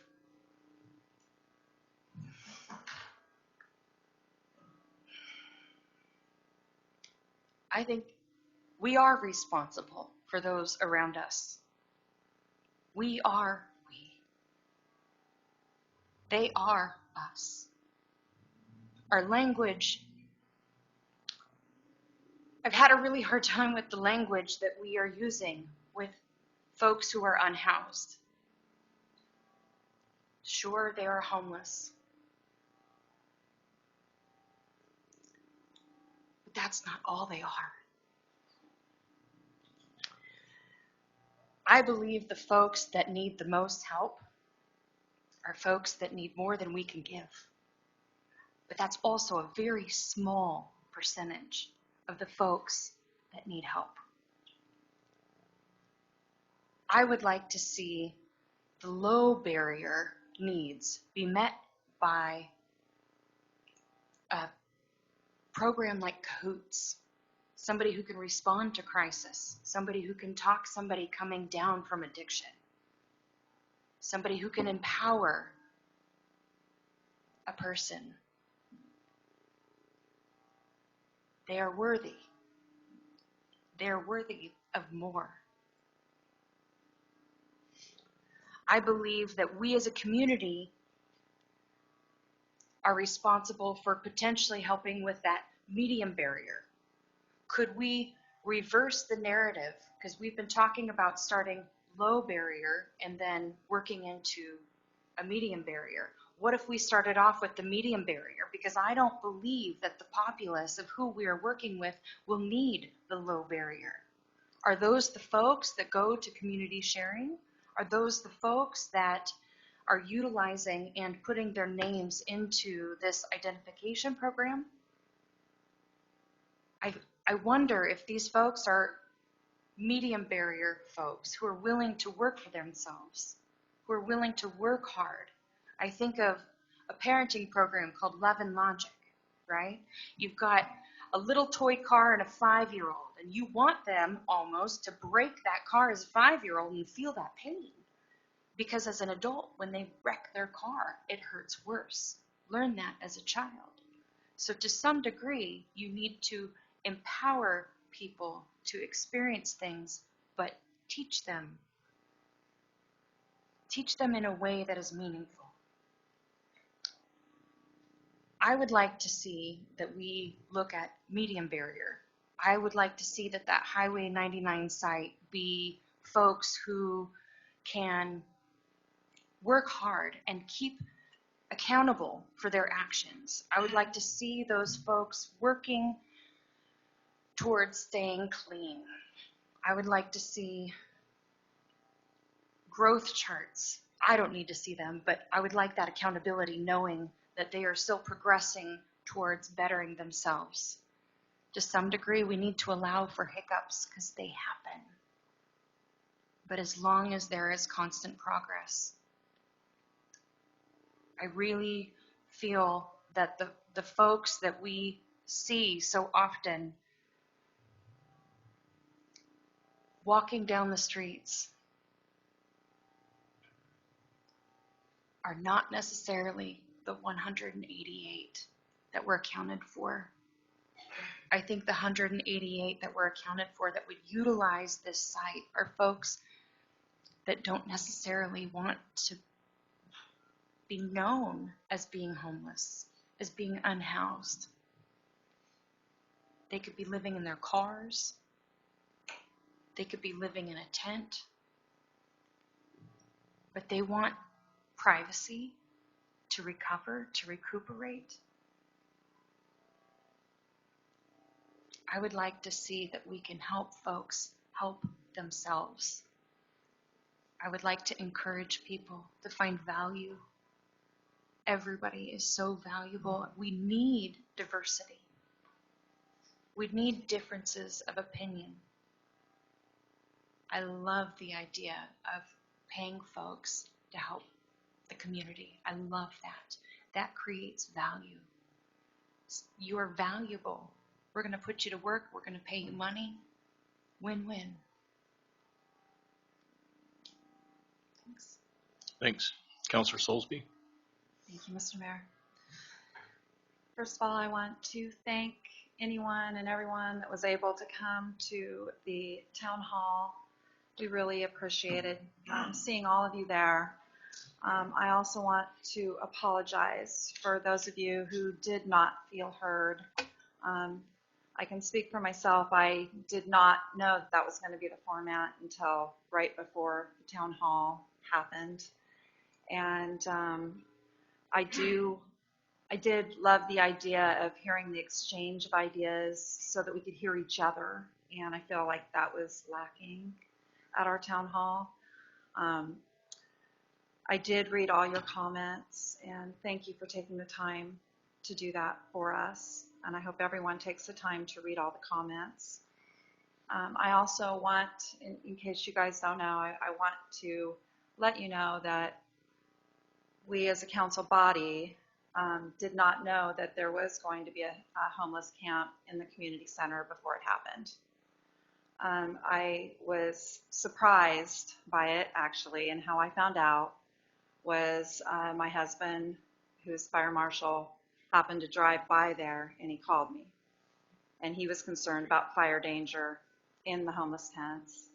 And so he actually went the next day and did fire prevention training for the homeless and made sure they all had smoke alarms because that's a real concern. And I know that there has been some open flames in the tents, and that's something that the House Bill 3115 actually addresses too, that there's no open flame in the tent because that's a serious hazard.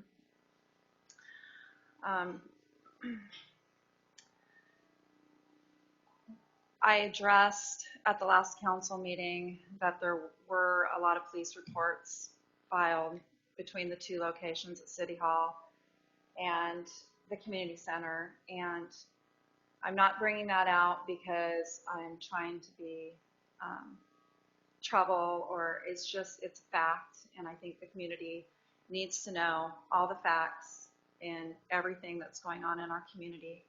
And anyone can always go and request freedom of information and get the public records if you want to see as well. I've been inundated with phone calls, emails. People have been stopping by my business to talk to me. They're rightfully concerned. And I think by looking at what's going on across the country, people do have a right to be concerned. And it doesn't have, we all have feelings about it. We're all hurting that people are living in this manner.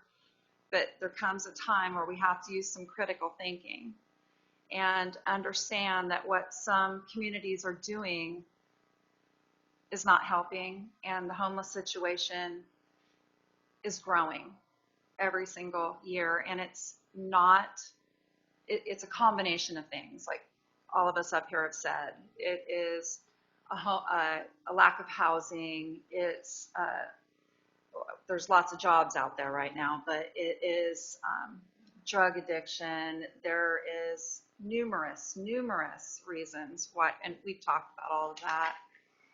I'm hoping that you all read the Great Sentinel article where they did some due diligence and really did interview some people about the situation. And I particularly appreciate the seasoned employees from Cahoots and volunteers, because their input was pretty valuable to me to see what their take on it.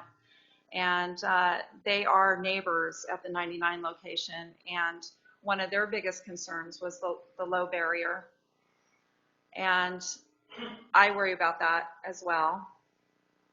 The Cahoots, they said they were worried about the staff being able to adequately address mental health issues, and they believe that our homeless numbers will soon multiply. And they said that they witnessed volunteer-based camps in Eugene with little oversight, and it didn't go well, and that there's staffing shortages in mental health. And one of the hardest things was getting people with mental health issues in for the services that they need, and that they're about 2 months out right now. And so they're not truly getting that help. I personally do not agree with low barrier. Anybody that's ever known anyone with a drug addiction or a problem with alcohol or has had it themselves know that being exposed to others that are allowed to do drugs or be intoxicated before they come in is a bad thing for someone struggling to stay clean, and it's an actual sabotage to them. And so I don't believe that that would help them. Solutions. And this is a hard one because there is no perfect solution, and we're all struggling as a community to try to figure this out. But Martin versus Boise and the House Bill 3115, what it says is that it prohibits cities from criminalizing sitting, lying, sleeping outdoors on public property. But we can regulate time, place, and manner. We can pick one park to start with, and we can put into place where it's no camping, but they can sleep there from 9 p.m. to 6 a.m. And then they can, as long as they set up a tent and clean it and leave in the morning. And that would be one possibility that I could think of, that because I think one of the biggest problems that people have is that it's the garbage and it's the drug use, and it's, for the whole community. And then I also read another sample text that said about vehicle camping. And it said vehicle camping, same location. Vehicle camping in a lawful parking space refers to a person experiencing homelessness utilizing a motor vehicle in a lawful parking space as a temporary place to live. The vehicle must be operational and must be moved every 24 hours. To fall within this definition, the parking space at issue cannot be adjacent to residences. I would like to see us spend more money towards programs and to assess needs of the homeless in our community and figure out what their issues actually are before we set up a permanent homeless camp and have the citizens pay for it. I would suggest a navigation team consisting of city staff, police, and social services. When a navigation team encounters homeless, they connect them with the proper services. Then have police take steps to ensure that the tents are only in select spaces designated for sleeping. I'd like to see our city invest in programs, grants to waive permit fees, entice builders to build multifamily units, promote programs such as MUFTI, the multi-unit property tax exemption, and the LUPTI, which is low-income property tax exemption, to get more homes built. We have a real supply and demand problem going on right now, and a lot of the reason why our rents are so astronomically high is because they can charge really whatever they want, and people are forced to pay it. I would do more with housing trust vouchers and kickback benefits for homeowners that accept it for rent. Lastly, something that I was a little shocked about, but I guess I shouldn't be, with how things are going in our nation right now. It seems like, especially Oregon, we're legalizing a lot of the amount of drugs that you can have and make it legal, and then we're taking the teeth away from our police officers to make arrests. And a lot of times, arrests are the only way these people get clean and get help and get into programs. And I've talked to a lot of the police, and they are trying as hard as they can, but if it used to be if you were caught with an amount of drugs, they could search your car. Now, it's not that way. And so I read this, and did you know that Harlem and Washington Heights have their first in the nation? They've opened 2 centers officially called overdose prevention centers. Users can smoke, swallow, or inject illegal drugs in an open, controlled environment. And the head of an East Harlem community organization is quoted as saying the facility and nearby methadone clinic has led to an unwanted influx in addicts. I think it's time that we really hit this head on, look for the homeless in our community that we can help, get them into programs, help them up as a community. And I do like what Councilor Irvin said about having some accountability, give them some jobs, but it just can't be all for free, because that is not working. It is not working other places. We just continue to grow. Thank you.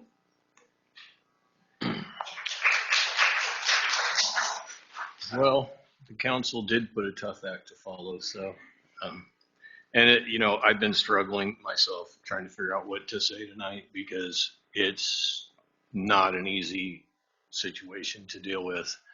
And I you know, based on the laws that we've got changed at the state legislative, we've got to do something, because doing nothing is what we're doing right now, and it's not working. And that's what all the other communities have been doing, is nothing, and it's not working. So we need to do something. And so that is create a spot to put people so we can have the parks that we want open, because come a couple months from now, when they put the saddle span up at Bohemia Park for concerts in the park and somebody decides to sleep under it, we can't have a concert because somebody's sleeping there and we can't do anything about it. And so we do have to act. And, you know, I hear a lot of, it's just a bunch of druggies. There's a lot of housed druggies in this town. And so, you know, and you know, they're bad people. There's a lot of housed bad people in this town. And so, you know, stereotyping them is not an answer. I had one of the homeless guys at the community center right over to my house Saturday and thanked me for having a place for him to stay.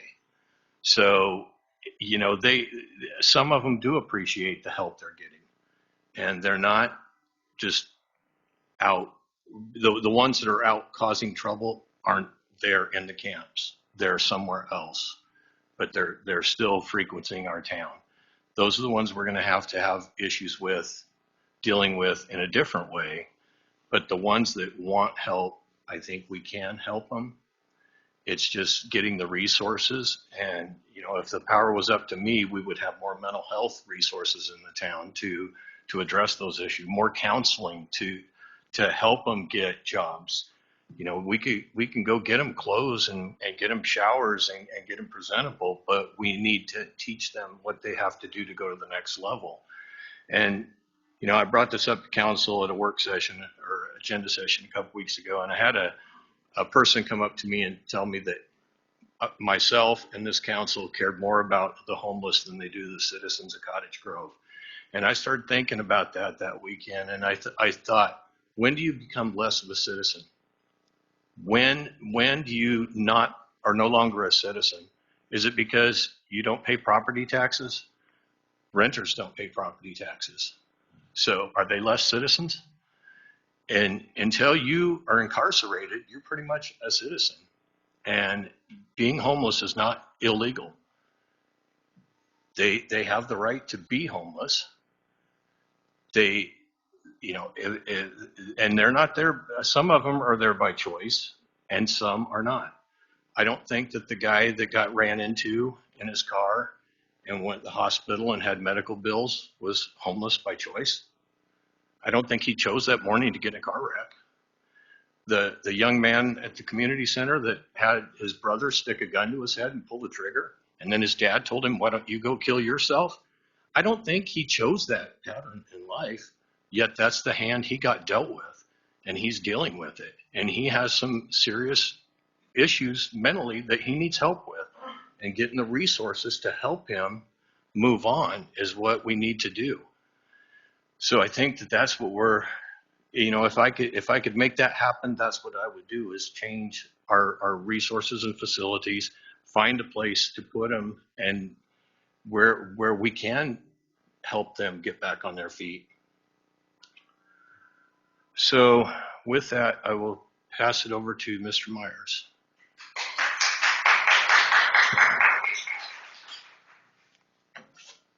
I don't have anything to say. You guys I didn't know how you want. I didn't give you an option tonight. I just did it my way. So I will add that the proposal that we put together is the work of almost 3 years of community leaders, from members of South Lane Mental Health, Peace Health, school district, community sharing, South Lane Wheels, Lane County, carry it forward. We even met with Square One and St. Vincent de Paul. We brought in resources from all over the county to try to figure out what we needed to do, what would be the first steps and the first efforts to try to help people. It's great that we want to put them to work, but I look at, and I'm going to use his name, I'm not supposed to, but I look at Steve outside my window, 60 years old. He's not going to go back to work. He's worked his life. And he's living on Social Security. Those are the kind of people that are going to use the facility and carry it forward. If you read their information, and they do it, St. Vincent does it, they have the experts, they have the ability to do the things that we're talking about. But we've got to get them into shelter first. We have to get them into something where they can start worrying about the other things rather than daily trying to figure out where they're going to live. And that's the piece that they have the hands to do that. They work with them, they teach them skills. I was just talking to Chris today about one of the ideas that popped up that we hadn't heard before from Joel on the radio station. What about a bottle redemption facility? And I mentioned that to Chris. They're doing that in Springfield with their program. That their members there are collecting and handling that for the community and helping do that for the community, and supporting some of their own activities and some of their own things that go on in their program. So that's what they're trying to do. They're trying to get them back into work. They're trying to get them back into that having hope and having fixing them. I mean, they feel broken. And talking about the one lady at the community center who's been in the community for 8 years, and homeless in the community for 8 years, and she felt broken. She wanted counseling, and now she's working, and she's cleaned up because of the shower, or because of the facility at the community center.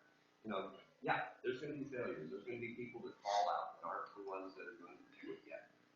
But the ones that we can help and get out of it and get back in that housing, those are the ones that are going to be the success and going to make the community better by far. That's really all I have to say. So, the next steps, you need to come up with some ideas on where you want to move. Do we want to do some of the ordinances? Do we want to do, we want to eliminate the community center and the city hall as well as quickly as we can. We can't continue to staff or monitor those. We're doing that part-time, essentially, just during 8 to 5. We need somebody that can get in there and be a manager for those people and help them 24/7. And that's the process we need to think about there. We can start some of the ordinances and start doing some of the things that showed up as things we need to do to fix our codes. We can start doing that quickly, but we can't do that without some kind of shelter. Ms. Conley, do you want to add anything before we get back to the council? There's just so many policy considerations, and that is not my area to advise. I do want to clarify the transition from Martin to Blake to 3115. And so Martin was concerned with criminalizing sleeping, laying out on public property. Blake expanded that to not just criminalizing, but penalizing, including civil penalties. And 3115 is concerned with they tried to just continue broadening the lens. So the focus there is the totality of the circumstances. So to the extent that you're allowing camping in one park, or not camping, but sleeping, the sleeping, of course, needs to be protected. You can't take away bedding, tents, etc. And if you're going to just have one park, is that sufficient considering all of the other sleeping, resting, lying options? So is there actually parking available that people can sleep in their vehicles? Is there another location that is offering shelters? And to the extent that you are increasing those options, the more likely you are to be able to actually enforce the parameters that you want to in the one park, say that you're, or in the rest of the parks that you're wanting to limit sleeping in for 20 or in the evenings. Sorry, not very articulate, but just trying to address only the legal aspect of what I heard raised tonight. Councillor Fleck. I just quickly, I missed a couple pieces I jotted down real quick. So whoever ends up with that RFP can look, there's been a lot of comments about bringing folks from the metro area down to town, and I get that. I don't want to see that either. Folks at community sharing, if they are primarily getting their services in Eugene and Springfield, we see that in the state database that we put everybody into, and they are not eligible for services at our agency. I believe that a shelter certainly could do that as well, so that we're giving priority, if not exclusive, services to the folks who are from our town. The other piece I want to talk about is the low barrier. I mean, if we're, I guess the phrase I'd like to say is we need to meet people where they're at. And even and I agree, there are a handful of folks that are severely compromised, but a lot of the folks, because of that hopelessness or whatever, being around drugs, get into that situation. If it's not low barrier, at least to start, it's not going to be successful. I mean, we have to get people in and then want to make those changes before that's going to happen. I really think that's a key piece for our shelter is that.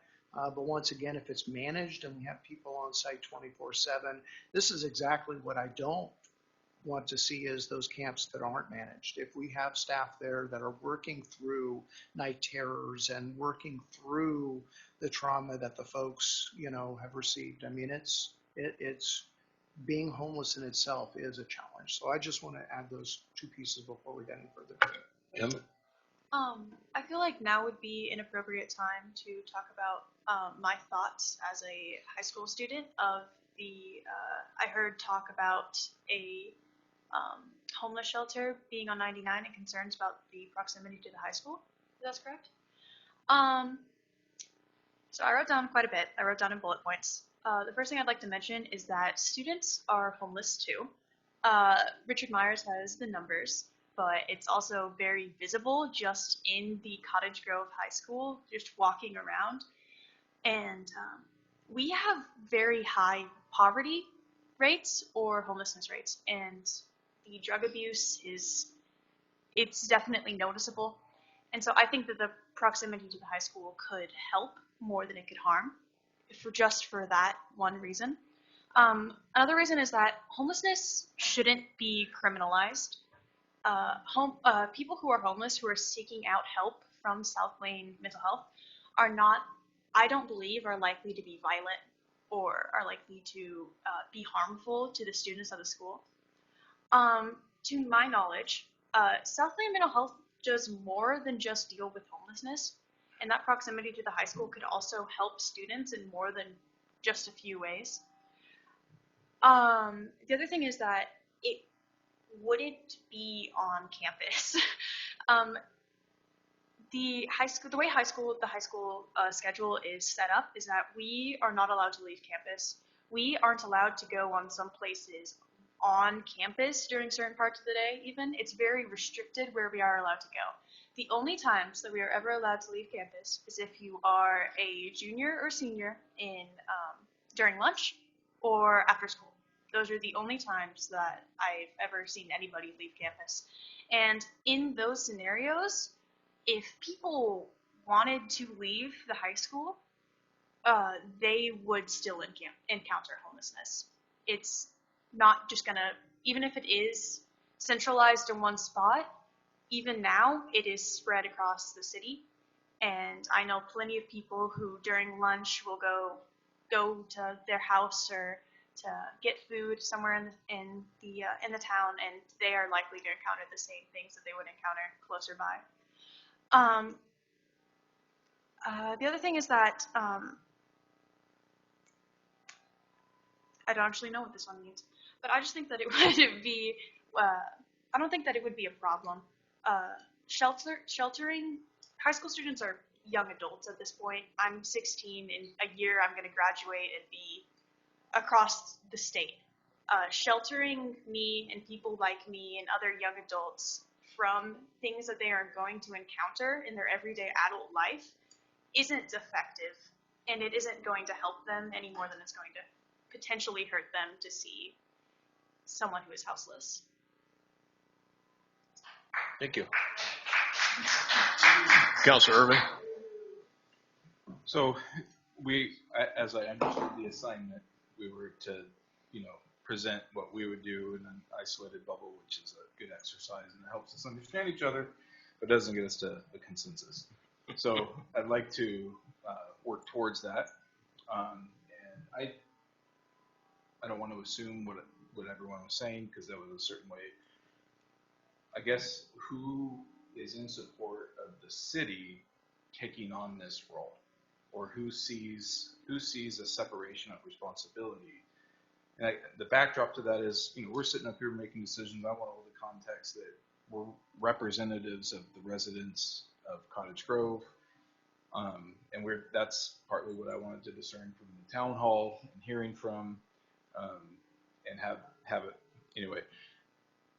So where are we at as a council on this is a function or a role that should be under the umbrella of the city? And I think of that and I think of, okay, this is a noble role. This is something that is could have a lot of benefit. For the money, we could choose any number of things. I mean, we could full ride scholarship a number of high school students with this kind of money. We could do things with this. We have a problem in front of us. We're obviously up against some legislative restrictions, but in order for me to move forward, if this body is going to start, is going to come to the consensus that yep, the majority of us think that this is a function the city needs to take on, then I got to put on that hat and go, all right, what's the best we can do with this? So that's what I'm curious. Councilor Stannett. I think I agree with the mayor. Where we're doing things has to change. We have to change our code not to criminalize sleeping and being in our public spaces. I support closing the community center side of government, and for that, I don't think it's a proper place for it.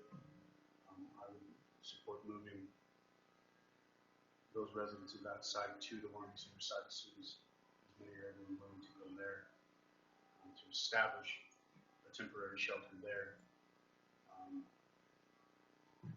Beyond that, again, I think it depends on the volunteerism of the staff if we're able to and willing to go any further. Councilor Fleck. So this is probably going to surprise you. I would rather the city were not doing it. Unfortunately, I don't believe we have a choice. What I would love to see is eventually this move into the county's hands. So Lynn County is actually the community action agency for our area. And I would actually love to see this eventually go down the road to where, Peace Health is helping fund this. The city may, once again, most of these programs under the Housing First model, the people impacted are some of the ones that are helping support it. So I do think the city has a fiscal role in some sense, but I don't think that we should be the lead by any sense. So I guess in a perfect world, I would love to see Lane County doing it. The city can help contribute, to help reduce the impact on our jail, the hospital to help support it to reduce impact on the emergency room. That would be the perfect scenario for me. But until that's able to happen, yes, I believe we're in the position where we have to do it. That's kind of where I am. It's, as the state and federal governments failed us miserably in this and passed it on to us. And so I think, we don't have time to wait on the county to do it. I would think that we would get it started and then pass it off to somebody, whether it's a nonprofit, a for-profit, county or something. But I think to where we are right now, that we have to step up and do something. Councilor Roberts. Thank you, Mr. Mayor. I helped Mike out with the warming shelters, and the numbers for, I think the people that came down from, or came here to here and from anywhere it was like only one or two, wasn't it? So yeah, that comment that I saw a lot, that people will be migrating to Cottage Grove, I think is something is a little blown out of proportion. I really liked your work program idea. I have read many of articles about states of Tennessee, Kentucky, and Florida do that with their homeless. They give them jobs, and I know that our public works has helped get jobs for some people here in our community that needed to, step up, and they've worked out real well.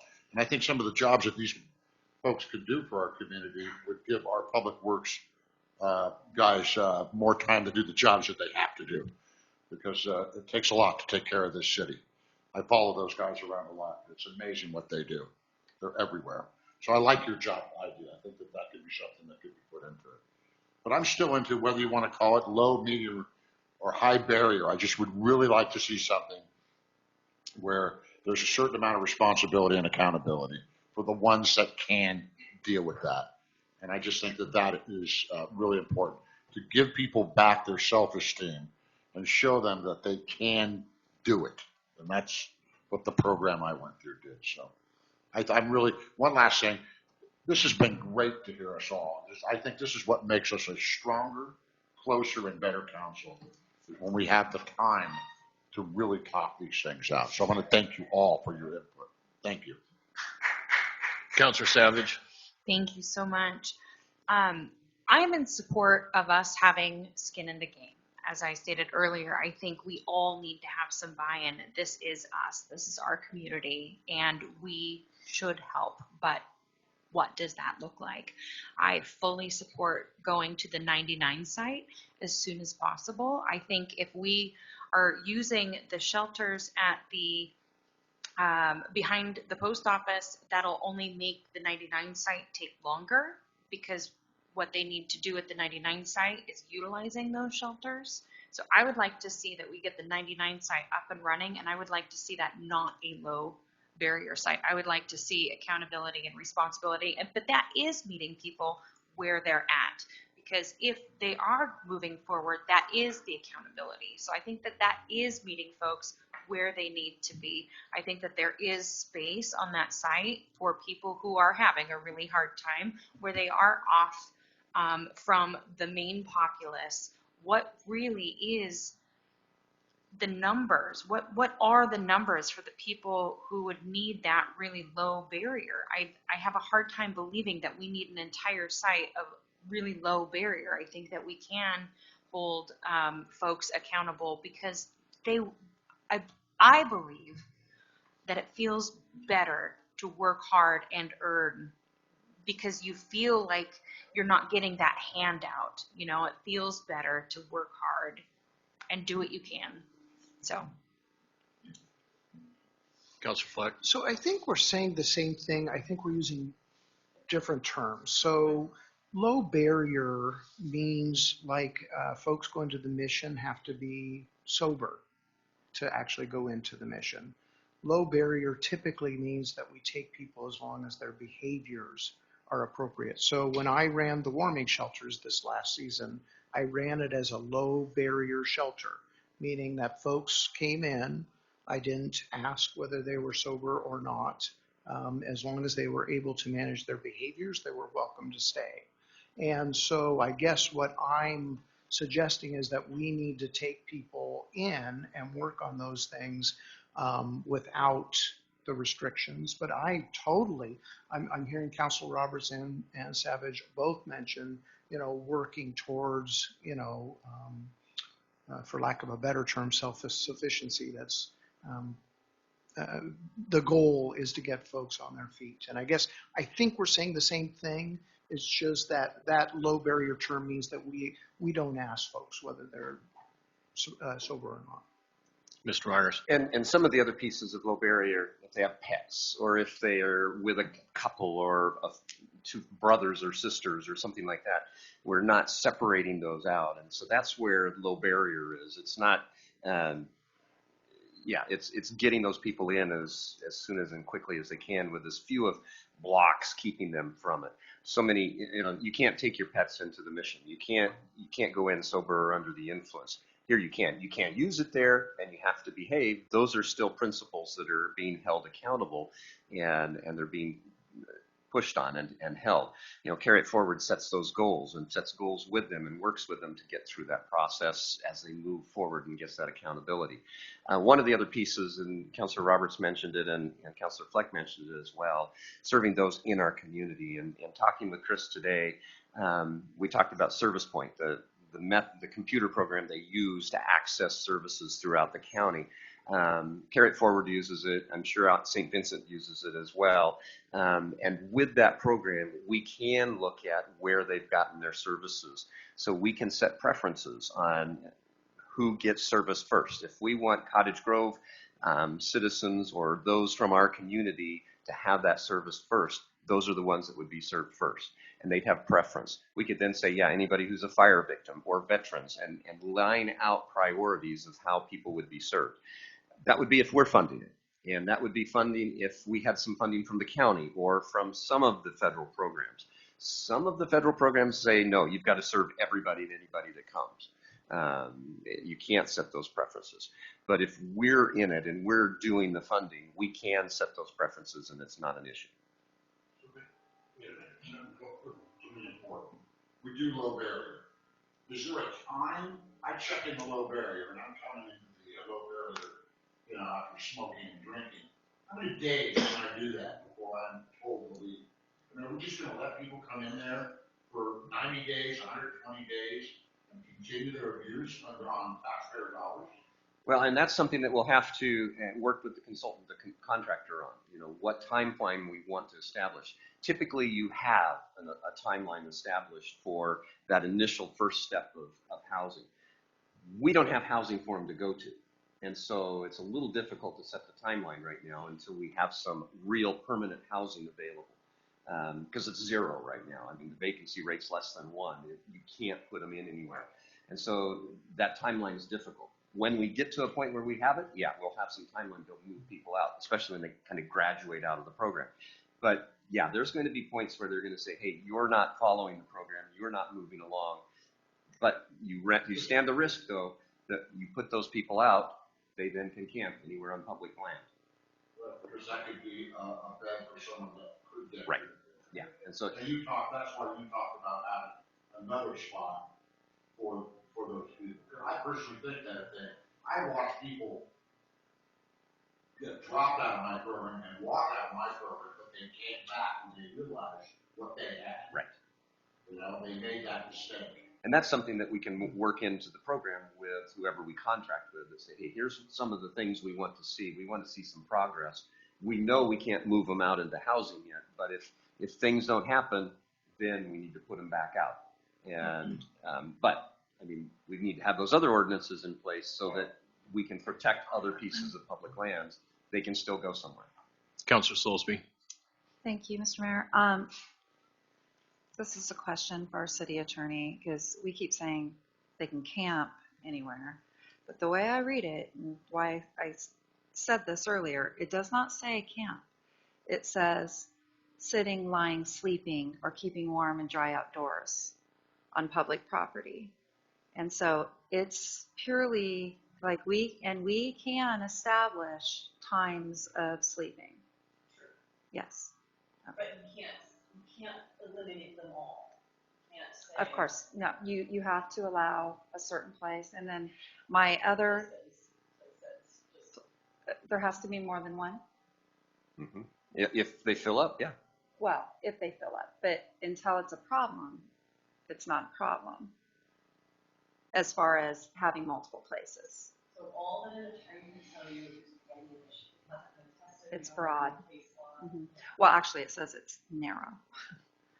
It's a narrow. Okay. But it's evolved since then. mm-hmm. But it still says sleeping, lying, sitting, not camping. And I think that that's a lot of the problem that the community does have a problem with is we look at Eugene and we look at Portland, and that was one of your questions. And they said, we don't want the garbage, we don't want everything that comes with that the city then has to go and clean up, and it costs the citizens.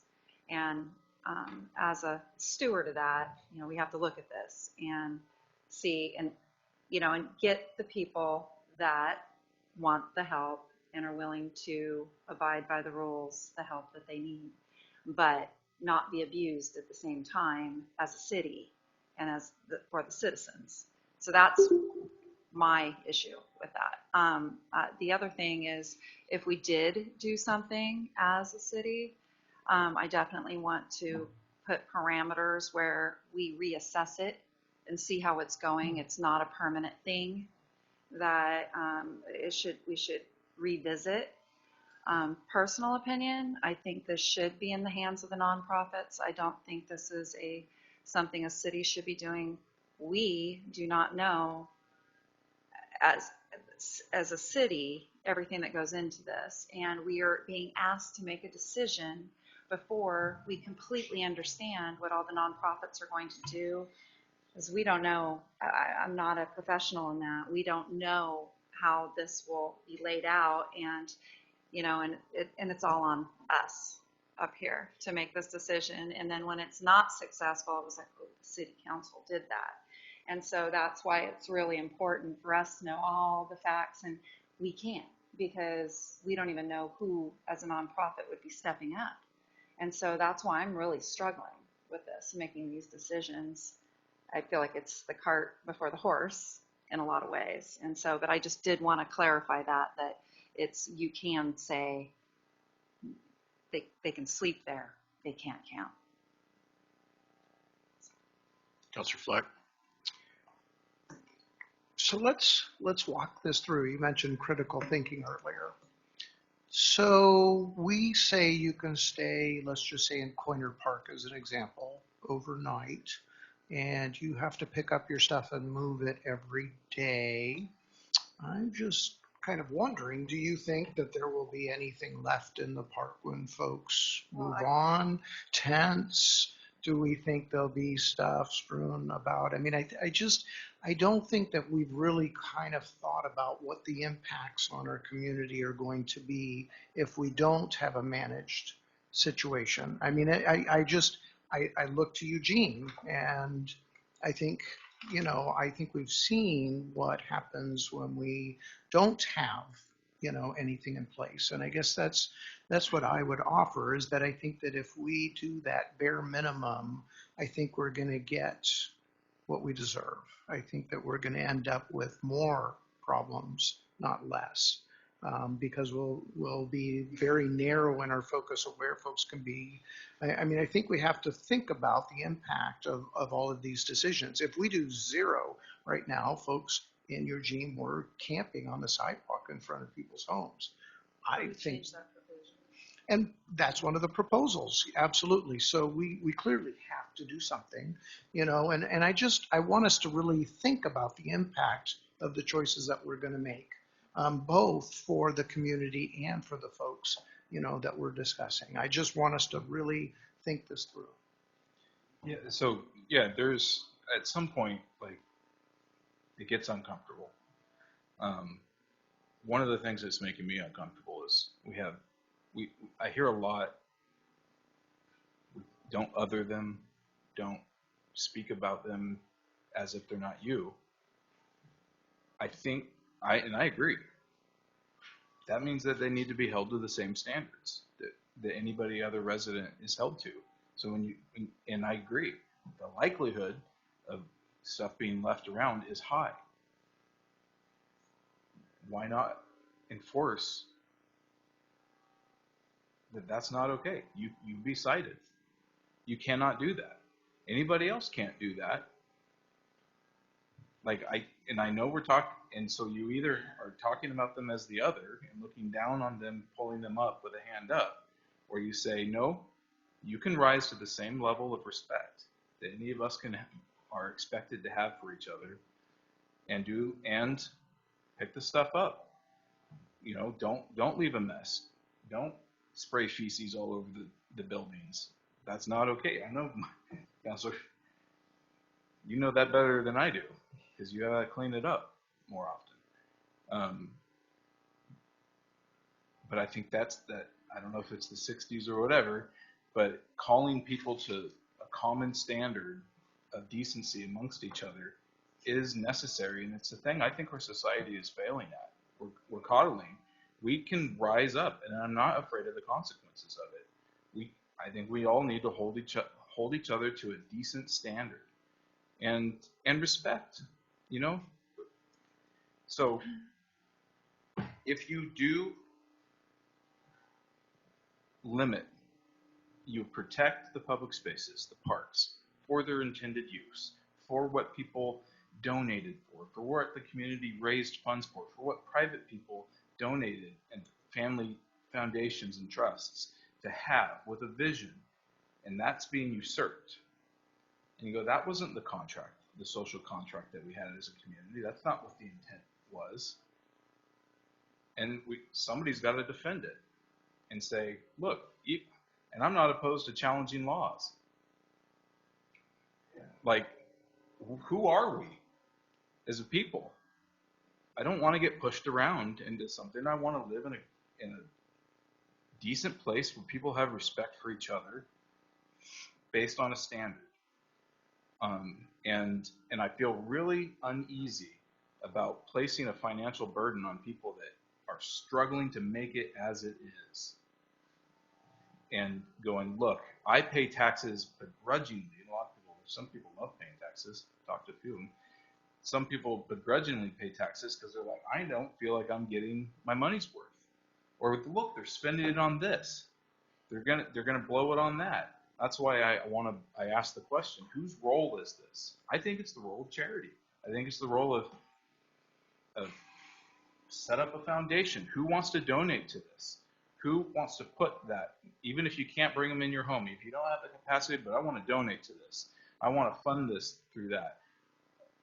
Why put it on people who this is going to breed more resentment amongst the community by putting a burden on them that they did not ask for, do not want, and certainly wouldn't have expected the representatives to make that choice for them. So I guess that's the perspective. You were talking about holding them to a standard. How would you suggest that standard's enforced? Because you also said something about not wanting to burden them more financially, and typically, to my understanding, things like littering are usually followed up by a fine. So what do you suggest for the? Yeah, that's the harsh reality. If someone does something that is potentially harmful to someone else and expects somebody litters and throws, or an example I saw, just throws the garbage can over in front of the nail salon and moves on just swearing at everybody and whatever else, they expect somebody else to take care of that. In fact, and guess who does it? I go do it. I take time out of my day to do that. That's a violation of me, and I take that on sacrificially. I'm like, that is wrong. But I don't want this community to look like garbage. I don't want that to be the sentiment that goes around. So I'll take that burden on. But that person, I believe, needs to be held accountable for their actions. And you go like, you pick that up. You go pick that up. Every bit of it. Correct the wrong that you've done. Is that so controversial? Go ahead, Emma. I'm sorry, I didn't mean to make it seem like I don't agree with you. I was just wondering if someone just decides not to do it, and then I guess I don't see how that would be enforced, I guess. Because just telling them to do it, I understand that that is totally the right thing to do. But if someone's in the state of mind where they're doing that, I don't think they're going to respect the somebody telling them to do the Sure. opposite. So to respond to that, yeah, we have codes in our books. I don't think in the charter or in the city code that littering is a finable offense. And yeah, you don't pay a fine, you spend time in jail. Guess what happens if I don't pay my property taxes? They take my home, put a lien against it. Then it goes from there. If I fight that and don't pay that, eventually I wind up in tax court. And if I keep resisting because of principle, then eventually I'm put away and my family's left fatherless, and now we got more homeless. Okay, like there are financial consequences. So you do suggest either fining or holding. Yeah. Okay, that's what I was wondering. Can I jump in for a second? Yeah. I think we're kind of losing track of where we need to go here, and generalizing, I think is just, I think we're spinning our wheels. Every citizen in our society, whether unhoused or not, are different. I have seen people do many things that are housed that are offensive. I mean, I think we're just missing the mark here. If you'll allow me, I am not talking about homeless people. I am talking about people who are violating. I'm not, if you've noticed from this whole time, I haven't been specifying homeless people. I am specifying people who are violating the rules, the laws on our books. It goes for a neighbor who steals. It goes for anybody who's doing this that's making this place less safe to live. He's saying same standard. Same standard. And I absolutely believe in holding folks accountable. I think we're at 9:30. We're kind of spinning our wheels and not making any progress. And I think that we're, like I said, I certainly am for holding folks accountable. And in the situation you're talking about, I suppose I would definitely do the same thing. But what we're talking about here are solutions to folks who don't have housing that are in our community right now, and what are we going to do about that? And I think we need to focus on that. I think we need to come up with the minimum ordinances that are going to address the rights of way, whether that's the sidewalks on the streets. I think we need to have the places for folks to go, the time, place, and manner that will keep us out of legal jeopardy. I would really love to actually do something that's going to make a difference. And I think is fiscally going to make sense down the road. We're talking about spending money. I think we're already spending money.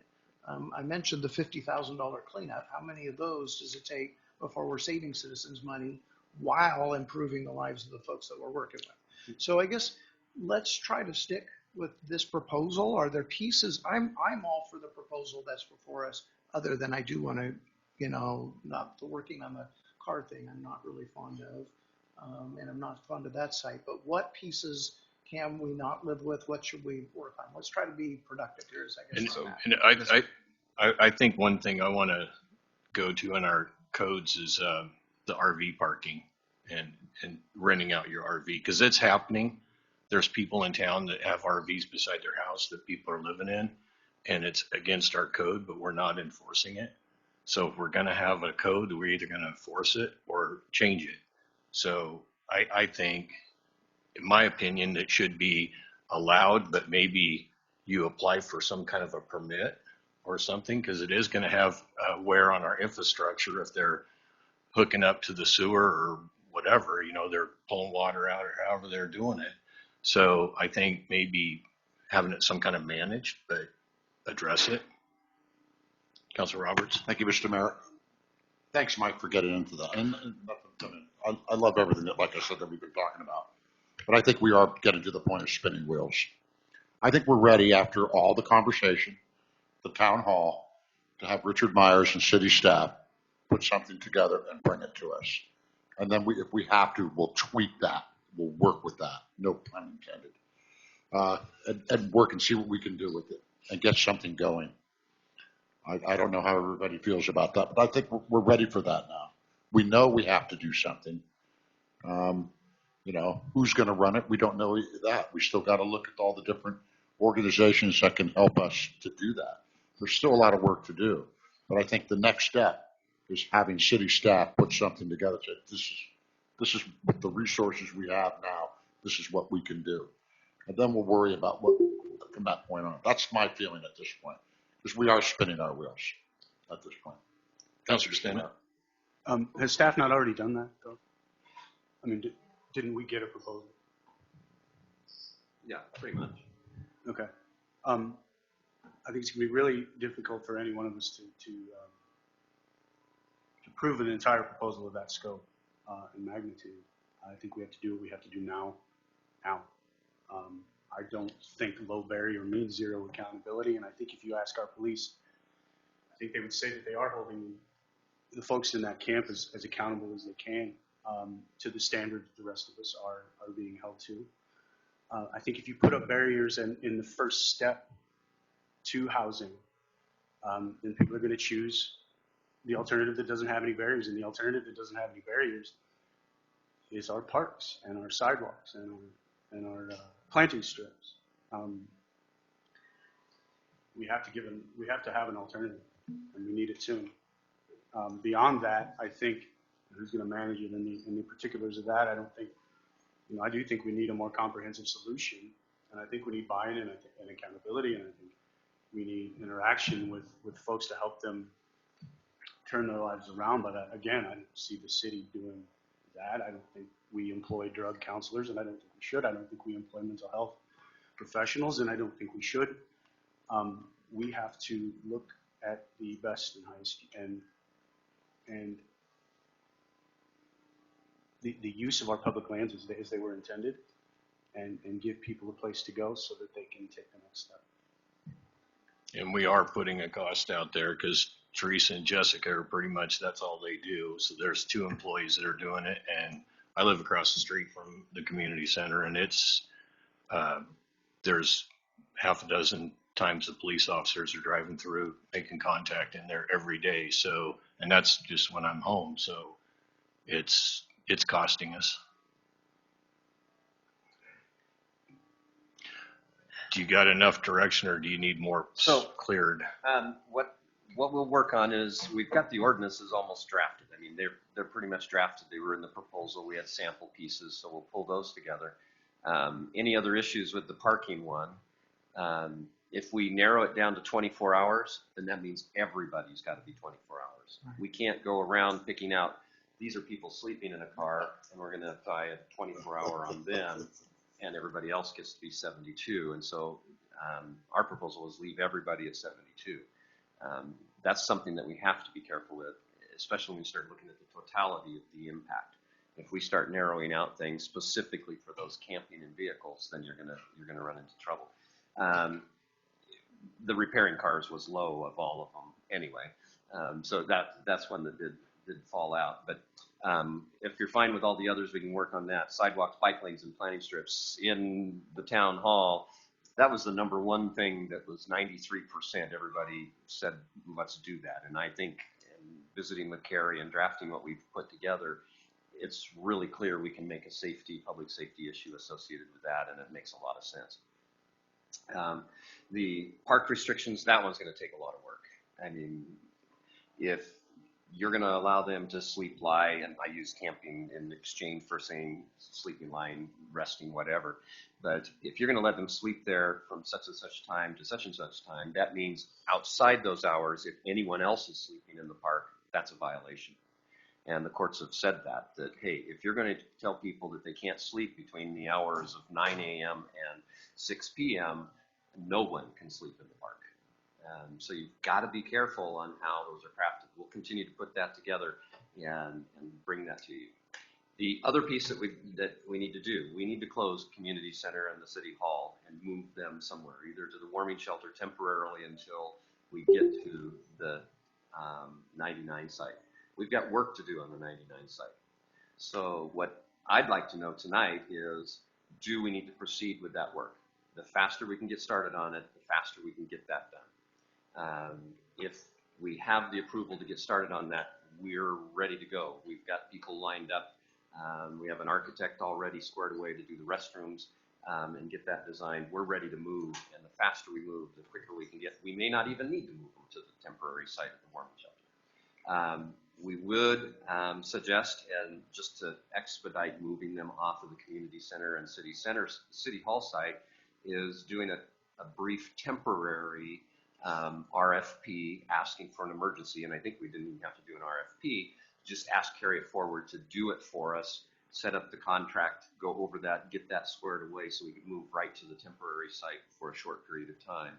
And then work out the negotiations and the process for the long-term site, the more permanent site, and get that proposed, get the RFPs out and see what organizations would want to bid for that, because that's going to be the higher cost that would require an RFP and some additional time. If that's the steps and the process that you find okay, we'll start moving forward with that. But it does mean there's going to be some commitments. We're going to be making some commitments, and that big commitment is Highway 99. Councilor Irvin? The blood has rushed out of my head. Apologize for getting feisty there. Meant no harm. Code changes, I'm in favor of, to get us out of liability. Camper provisions, figure out, make sure it doesn't get unwily either. Permitting process proposals and that's I'm good with that. The park strip restrictions, yes. Sidewalks and then park restrictions. Was there a particular park? What rose to the? Coiner and Bohemia were the top, the community parks. Don't do it in there. Don't do it in neighborhood parks and mini parks. Can you designate a part of North Regional? North Regional and Row River are the two that were usually, they were the bottom ones, the nature parks. So those parks were ones where people were saying, yeah, if anything was the toughest question, I think, for people to answer, that was the one. Several people wrote, and I think most of you saw it and read it. Their comments were, yeah, they're all parks. They're all important. But under the law, we got to figure out, okay, if we're full or if somebody's getting kicked out of somewhere, we've got to have a place for them to go. And the regional parks are the ones that ended up being that. With the Greenway bounced up and down between, I think mini parks and neighborhood parks were really close, and then the Greenway was kind of playing around with them as well. So I'm assuming, or I'm looking at, are we all kind of on this? I want to find common ground. Are we all kind of on the same with that? And it seems like the next item is, and I agree, we've got to get them out of the community center. So the next issue to tackle is then where. And I'm hearing 99,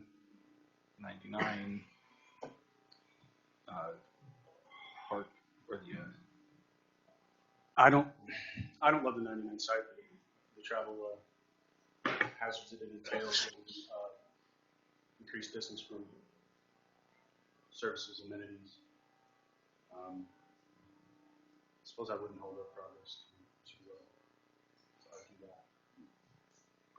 I have too many questions before I want to spend any money setting anything up anywhere until I know what kind of program we're going to run and who's going to run it. I'm sorry. I mean, I know we need to get going on this, but I just don't feel it's right to go spending money on this until we know what we're getting into here.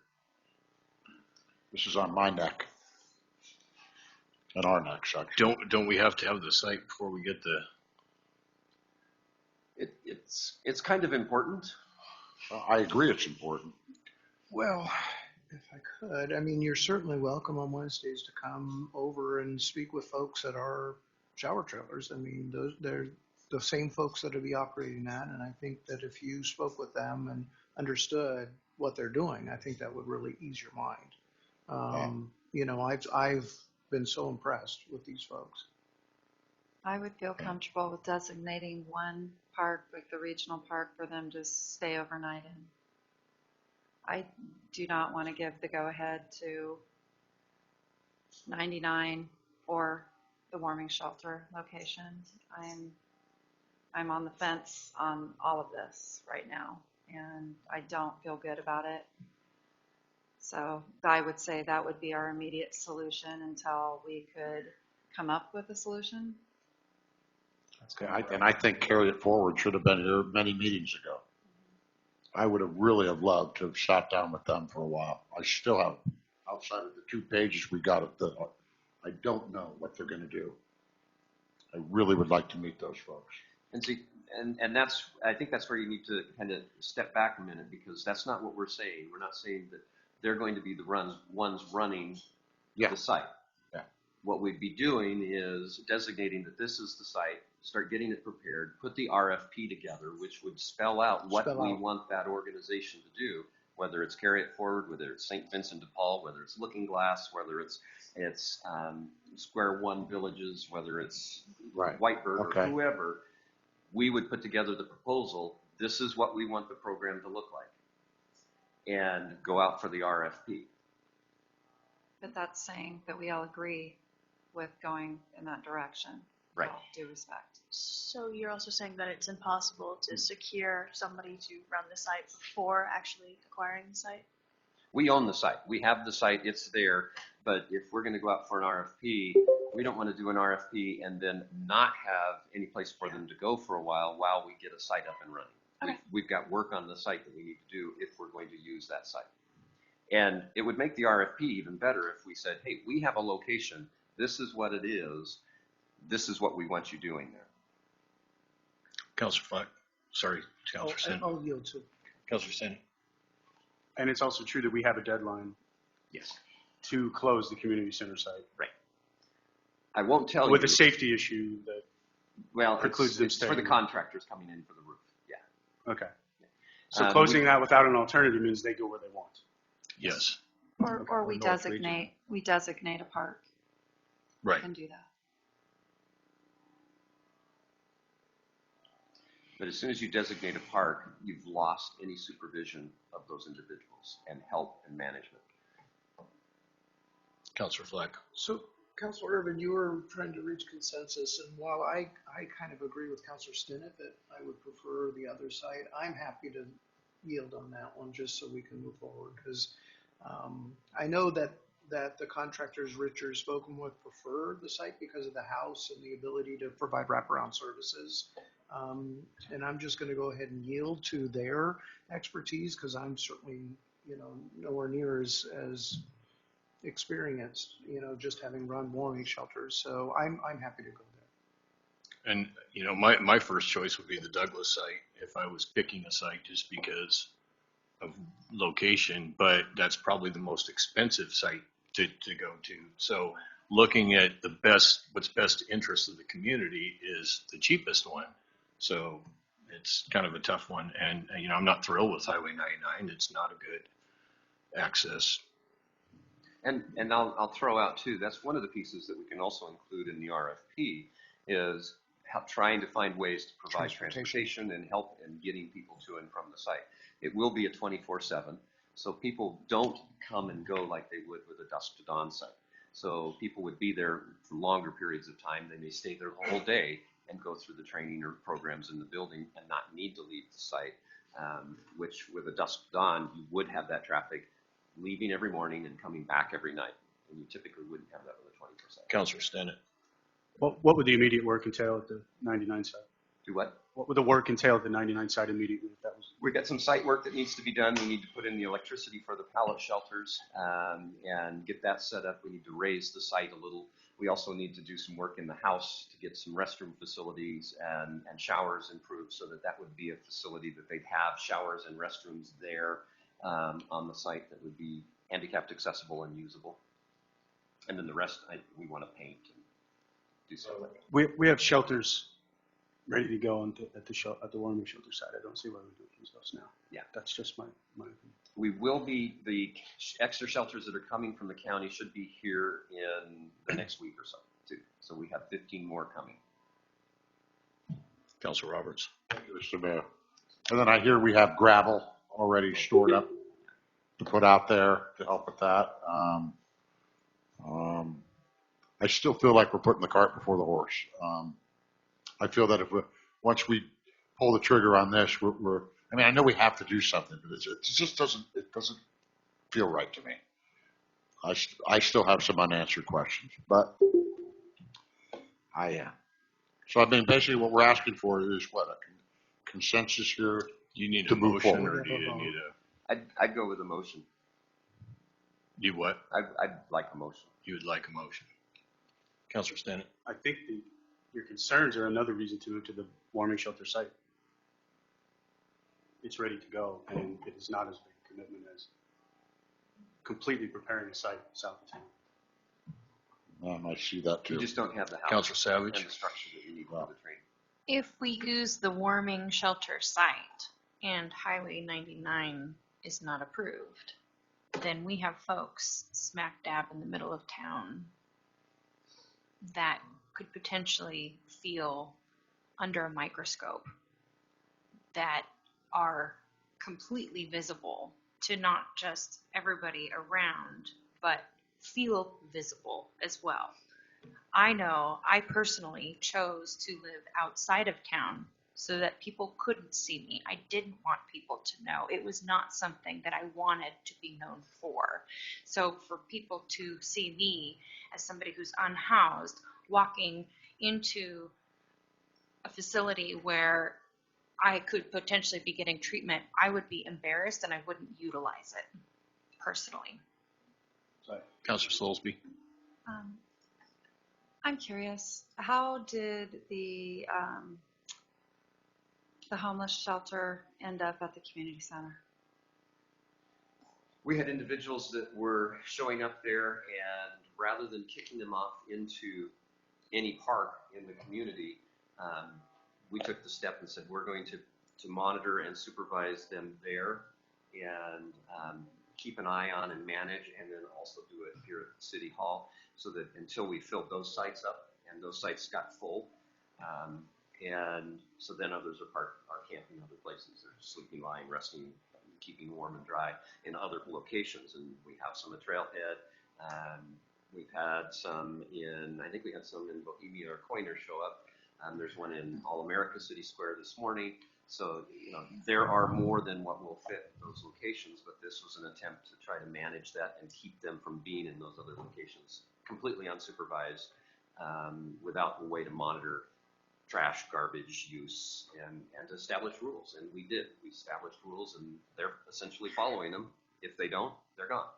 I'm just frustrated because I feel like we've allowed them now to stay at the community center, and now we've got a roof coming, and we're under the gun, and we've got to make all these decisions, and I do not feel like this is right. I'm being forced into making a decision because we've got a roof coming, and I don't think this is something that should be rushed, and I think there needs to be a temporary solution right now until we can really sit down and hash this out before we go and spend a whole bunch of money out at 99 and then say this isn't working. And there is the possibility of that. So I don't feel like we've been put in a good position here. And so that's where my frustration lies. And as far as the camping 72-hour thing, that's where we also get into the problem of cleanup. And everybody says, well, if they're dusk to dawn, they're going to leave stuff behind, but not if our police are patrolling right then at the departure time. Then we won't have those $50,000 cleanup fees. And there's a lot of things here that we need to look at that we're not. I don't want to be rushed into this, and that's how I'm feeling. And I feel like we would be better served just for a temporary, and we can still work on this, to assign a park, do dusk to dawn, and then we can revisit this and table this so that we can really make some good decisions before we invest a whole bunch of our city's money into something that we're not sure about and that none of us have all the facts on. Counselor Fleck.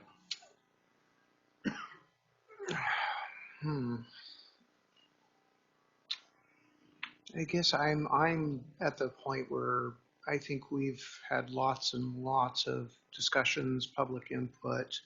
Um, I mean, I've been talking about this for 3 years, like Richard said. So, I mean, it's a little tough for me as well. And I'm trying to keep that into consideration. But at the end of the day, I'm trying to remember that goes into effect the July 3115. Oh, so we do have some time on that. The problem is if we displace folks from the community center, they've been there now longer than the time, and so we do have the issue now under, oh, that one's probably not in place yet either. What was the other That's house? in place, and we'd have to give them 72 hours notice, is all you have. Yeah, and we want to be careful on the parking. I mean, gosh, anybody who goes camping with their RV, who's, leaves it out over 3 days while they're getting ready to go camping. I mean, we got to be really careful about that one. We don't want to change that at all. I'm really torn because I want to build as much consensus on this board as we can, and with the community, but I'm also at this point where I recognize that we need to do something. And I think kicking the can down the road is just kicking the can down the road. So I'm in support of moving forward with the 99 site. Somebody said, let the charities do it. I'll be honest, unless we have funding, there's nothing we can do. So the RFP needs to be in place. We as a city need to decide what it is with the input from the folks who are going to apply. If nobody applies for the RFP, we're going to know we're going to have to modify it to something that makes sense. That's something I know because, we are an agency that contracts, every year we're writing RFPs for programs we do. So I think we need to go ahead and get that site going on. There's also the weather considerations. We want to get this done. I don't know what the time frame is to get that property done, but I don't want to be pushing this into the fall either. I wonder if the charities aren't stepping up because this has been the proposed plan and it seemed like a foregone conclusion. Councilor Stannett. I think, again, that our hesitancy to make a commitment points me toward the warming shelter site. I would definitely support a visual barrier between the site and the trail for all parties concerned. Again, it's there, it's ready. It will allow us the time to make our next move. Can we make it split the motion into the things that we have agreed on? Get that motion out there and voted on? So my thought, Richard, why don't you clarify, but my thought is that we have sufficient direction on the ordinances to bring back to you, so we don't need a motion on that. I think what Richard is looking at, a motion on where should staff direct its efforts to start developing as a location either to move people or to somewhere, or just move them off the community center to nowhere, and whether you want them to initiate RFP or at least create an RFP, whether it comes back to you before it's issued or created and issue it. Those are the things that, from my perspective, are unanswered and for clear direction. Councilor Roberts. Mike, I don't feel we're kicking the can down the road. I feel we're being, from my point, we're being fiscally responsible to the citizens. That's all. I mean, I realize, listen to what I've been saying from the beginning. I want something going here and I want a good program, but I just really feel that if we agree to do this 99 setup, that we're committed, yet I don't know yet what we're fully being committed to, and that bothers me.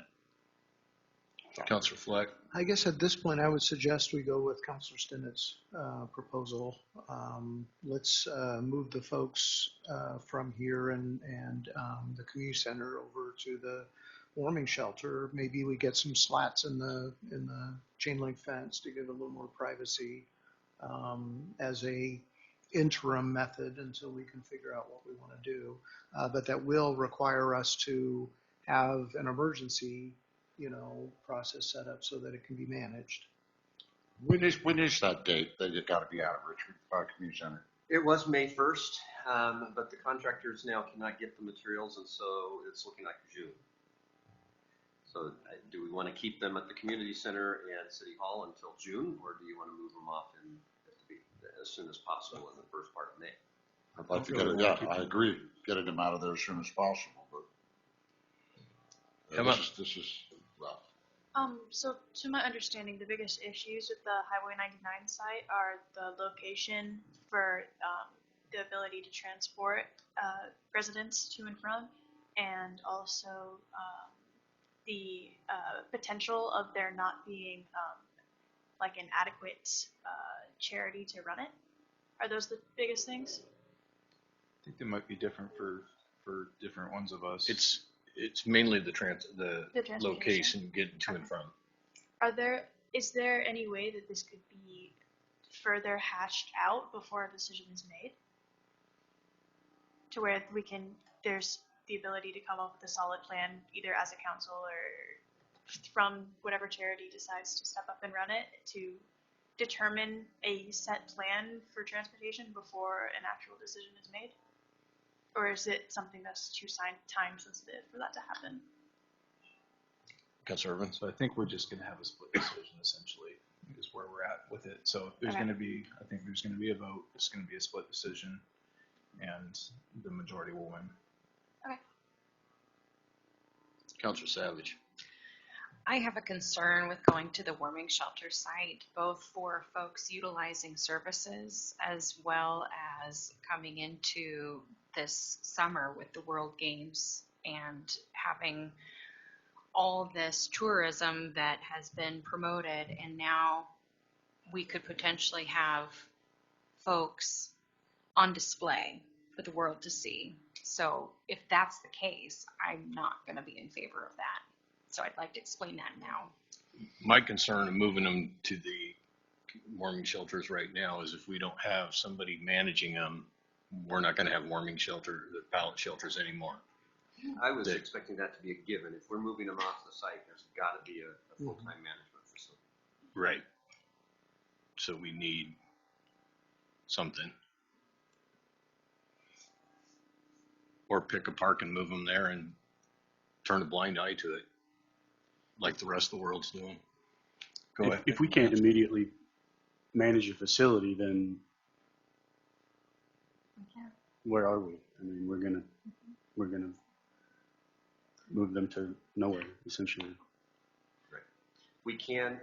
We've talked with Carry It Forward, and they can step up and hopefully have somebody in place. They have staff already lined out to staff the facility if we need them quickly. They could do it in about 2-3 weeks. And that would be a temporary basis until we worked out. Councilor Savage. Is there any possible way that Highway 99 could be ready by the deadline? So there's one transition, one time. I know that's a tough ask. It's a really tough ask. There is a possibility. And Faye's going to raise his eyebrows.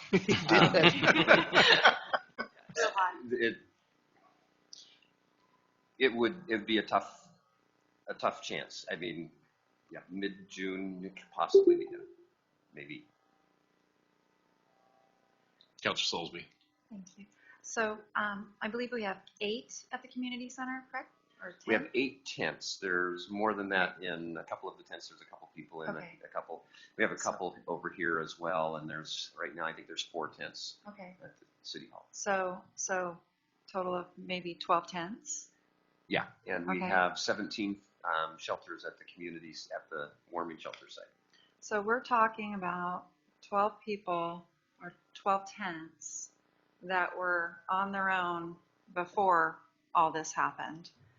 And now we're struggling with choosing a park to send them to so that they could stay the night like they were before you started letting them use the community center for a temporary basis until we can figure out a plan. And because of that, we're stressing of manning somebody full time and putting them so that the warming shelters don't get torn up, or putting them out 99 that's not ready, and so we'd have to spend all. I don't understand what the downfall is when this is what's been going on for this whole entire time. And we're talking about just taking a step back, letting them do what they were doing before all this so that we can make a educated decision. So just putting things in perspective there from my point of view. Councilor Stinnett. I don't think they're going to go back to what they were doing before because they know they don't have to. Because the law has changed with regard to our public land. No. And we have problems with the fact that some of these folks are disabled, and if we say the only time, place, and manner is in the North Regional Park, I mean, is that going to fly? You know, if somebody has mobility issues and they have been staying here, do we have challenges, you know, legal challenges by saying, nope, you have to stay way out here where there's no transportation available? I question whether we could even get away with doing that. That does not seem like a reasonable expectation under the time, place, and manner. Right, so the standard that's applying right now is that 31 is not in place.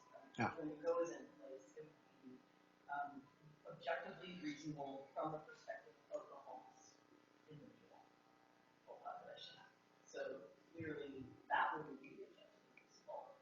In the meantime, we don't really know. I think that actually the better way to make a defensible decision would be, here is the park we want to protect. Here's the park we don't want to protect. Everything else is okay. That is more along the lines of what other communities are doing. You can protect your right-of-way, you can protect your parking strips, and pick the parks that you want to maintain a curfew in, and then the rest of it is their game. Like Eugene and Portland and Seattle.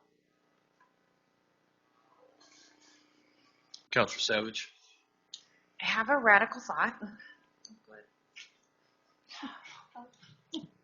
We already own the Douglas property, right? We already have folks that are living in their tents, right? We have a potential nonprofit willing to help 2 to 3 weeks out.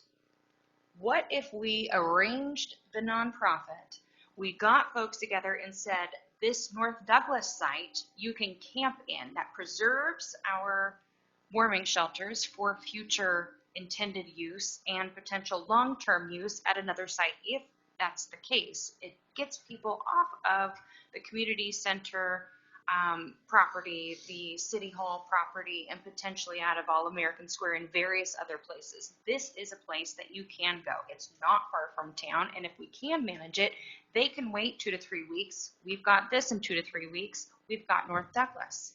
Does that not work? There's no facility there. There is no place for the folks. But there's a shower cart that can come in. There's no power. Oh, there's no connections. Okay, there's no facility for the management of it. I mean, there's no structure. It's bare ground. And it's got a little pond and it's got all kinds of stuff scattered. So that's not feasible. And there's no fencing. How is that much different from them already living in their tents or at the warming shelter? Because isn't all that portable? Genuine question. There's no power. Yeah, there's no power or water or anything there. No water. Okay, so it's the utilities. But if we're going to be designating a park, that's not there anyway, because bathrooms get locked. So if we were to potentially bite the bullet and provide a porta potty for restroom usage, the shower cart, I realize that you say there's no power, but that's a minimal expense to put that in versus redoing all of 99. I don't know how quickly that can go in, but it's just like an RV hookup, right? You've got your water and power. It's not, okay. You should see what's set up at the little site. Between allowing individuals to go where they may and funneling people to a city managed site. That if it isn't city managed, it needs to be because it's transitional housing, arguably, and so there's statutory requirements for if you're providing this area congregate and you're clearing out other areas and, like I said, suddenly you are incurring more responsibilities than you would for leaving other places open.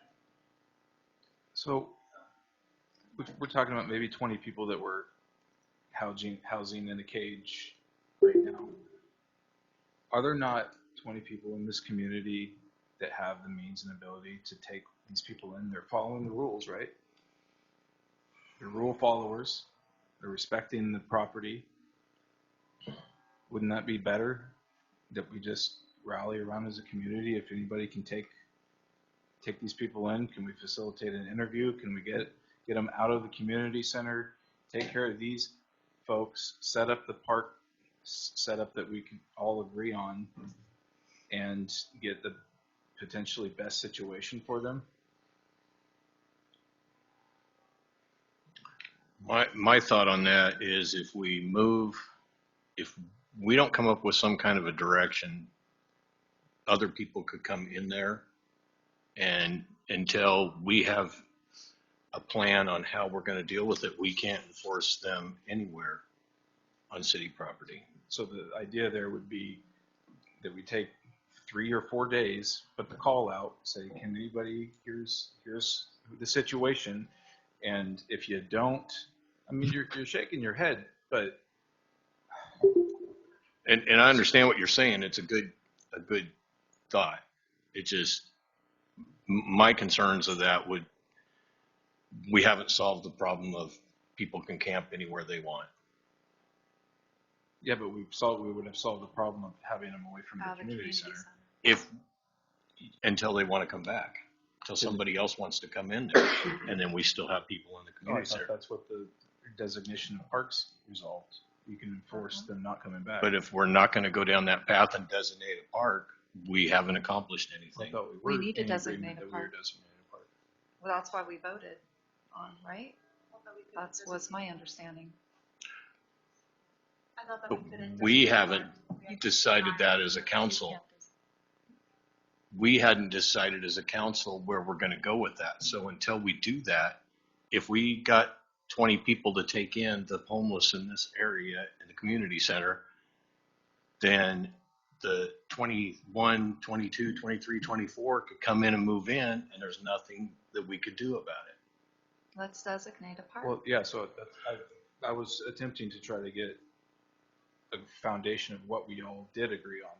And I thought that that's the direction that you guys understood as a separate piece from a site, a managed site. But are we not in agreement on protecting the parks? So the park protection element is the gradation between protecting city parks, neighborhood parks, and that there would be a descending level of protections afforded to city parks. But that is advised, it's recommended to do that only in conjunction with a wide sphere of other options that are developing. So you wouldn't do the park labeling restrictions without having the totality of circumstances balancing out to provide other locations. You could do it. That's your policy choice. But I just want to be really clear what our recommendation is, what my recommendation is. You go to a single prong without following through on other aspects of the plan. And that's just to stack up the totality chart. And nobody knows how high that stack has to be for it to stand the test of scrutiny in court. So I would understand that the recommendation of council would be to go as high as possible to mitigate as much risk as possible.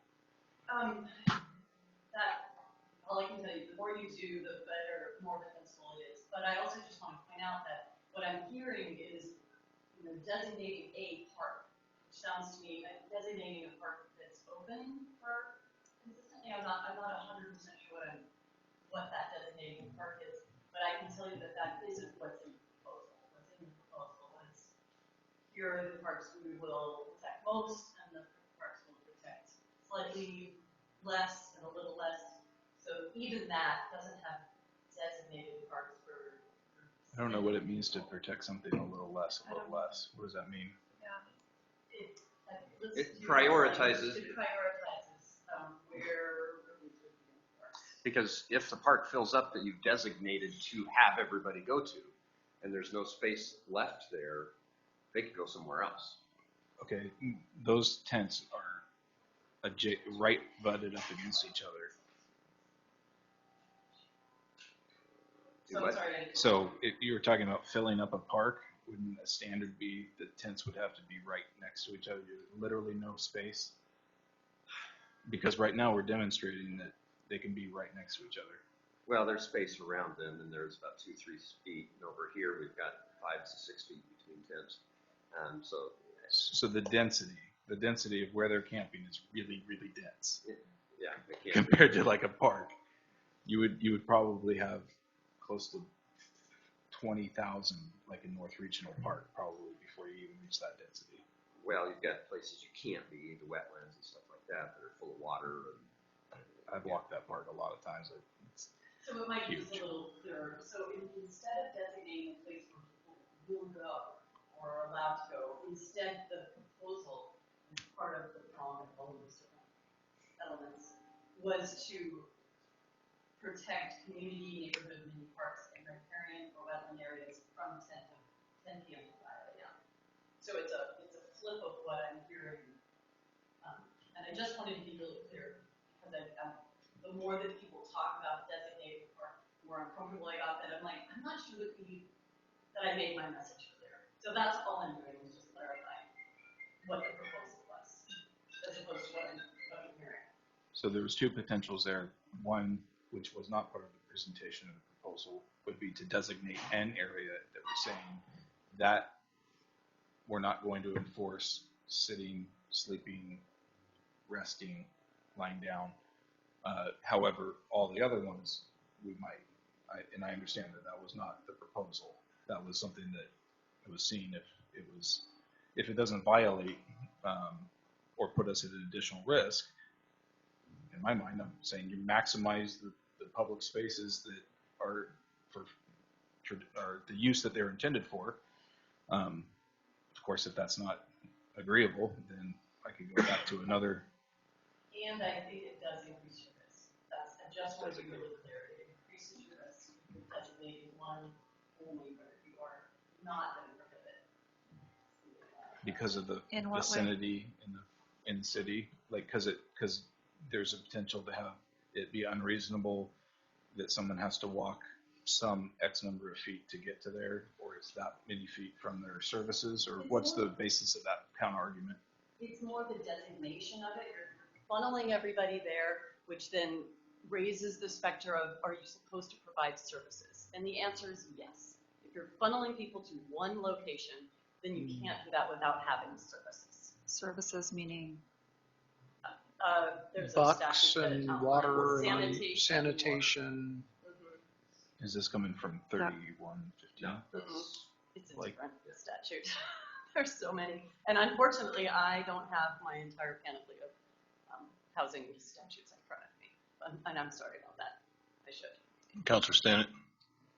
If the argument against moving them to the shelter site without management is that they would soon destroy the site, then moving them to a park without management would accomplish the same ends, I would imagine, especially a park that's dark, doesn't have any services or amenities. And part of the management of the temporary shelters or the warming shelter site is you're not just managing it to help protect the resource, you're managing it, hey, when we hit capacity, that's it. You're only going to allow people to be in the shelters, there's no tents, you're maintaining, making sure all the things are there, the restrooms are clean, all those pieces are there, as well as making contact with the individuals that are staying. I mean, doing that work of intake and verifying who's there and stuff like that, and managing behavior. I mean, that's a part of what we're doing now, and if you just dump them out someplace, then you've lost all of that we've done over the course of the last few months. Councilor Fleck. Well, I think Councilor Urban's right. I think ultimately we're going to split vote. And I guess I'm questioning whether we just get this out of the way, or, because I really would hope to build consensus and be compromised and try to mitigate the concerns from folks. But I also know that it's, almost 10:30, and I don't feel like we're any closer to a decision than we were 2 hours ago. And so I guess I'm wondering if we just start floating motions and see what sticks at this point, because, I just, I want to try to get us moving on something. I suggested that I'm willing to compromise to Councilor Stinnett's, suggestion, but that doesn't seem to meet favor. And I really like the North Douglas idea. Unfortunately, there's really aren't any, services there at this point. So I guess I'm falling back to the 99 site, is where I'm at. And I'm just wondering if there's any support for that, or for the warming shelter site, because I want to try to move us along. And I want to do it by consensus to the extent possible, but at the end of the day, we're going to have a vote. So at some point, we're just going to have to let the chips fall where they're going to. And I don't think we're going to have 100% no matter what we do, because I don't think people's minds have changed since we started these discussions. So, and I don't see anything changing that either. Councilor Stanton? If the 99 site can't be ready by the time we need to move people away from the community center, then I don't know how we vote for that site to be the next place. Councilor Fleck? Let me just float this. So Richard's suggestion is that we use the pallet shelter site as a temporary site until we can get the 99 site developed and contract with Carry It Forward to provide services in the meantime. So that'd be my motion. Do we got a second? Second. Is there any discussion on the motion? The only thing I would think is that you wouldn't call it Carry It Forward until we know for sure.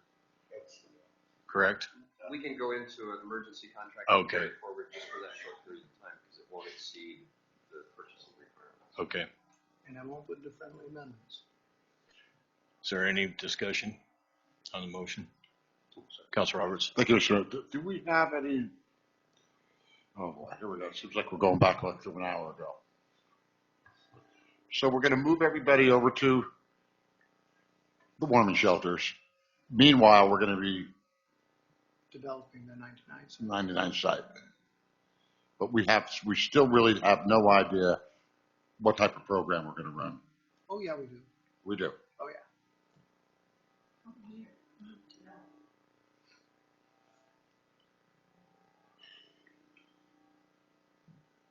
So any more? Councilor Savage? I continue to reiterate my nervousness on going to the warming shelter site, because what if 99, what if they don't leave the warming shelter site? Here we are going into a really, really big year. Here are folks smack dab in the middle of downtown. I would like to see that we go directly into 99, but in the meantime, leave folks where they're at. If they need to leave there's North Regional Park for a hot minute. Let's have Carry It Forward give us a presentation in a couple weeks, call the emergency declaration and get them in, but let's hear from them and hear their program. I'm nervous about going to the warming shelter site. Councilor Stanton? I'm also nervous about the warming center site. I work for an organization that promotes tourism in Cottage Grove and would be concerned about that being something that people see. But I don't hear a better option, and B, I think it's better than seeing tents all over our parks, and I think it's better to see a solution than they chose not to do anything. So that's what I'm at. Councilor Roberts? So how soon are we getting these other pallet shelters? If we move everybody over to the warming shelter, and then you start preparing this, we're going to have to do we have the other pallet shelters to put in there? Because we're not going to have to take the stuff away from the people in the warming shelter to move it over. Right. The plan is that the other shelters should be arriving in the next week or two. Okay. And then we would leave those in the shipping position, haul them over to 99 and set those up, move people over, and then bring the other shelters over from the warming shelter site. One last question for you, Mr. Myers. Do we have any type of ballpark figure what it's going to cost us to have 99 up and running? We don't. The rough ballpark that we've put together is probably somewhere around 40 to 60,000. Okay. And is that going to come out of the COVID money? It can. It can. Is there any? Oh, sorry. All right. Is there any way? Is there any way that call for volunteer work can help to eliminate some of that cost? Probably not.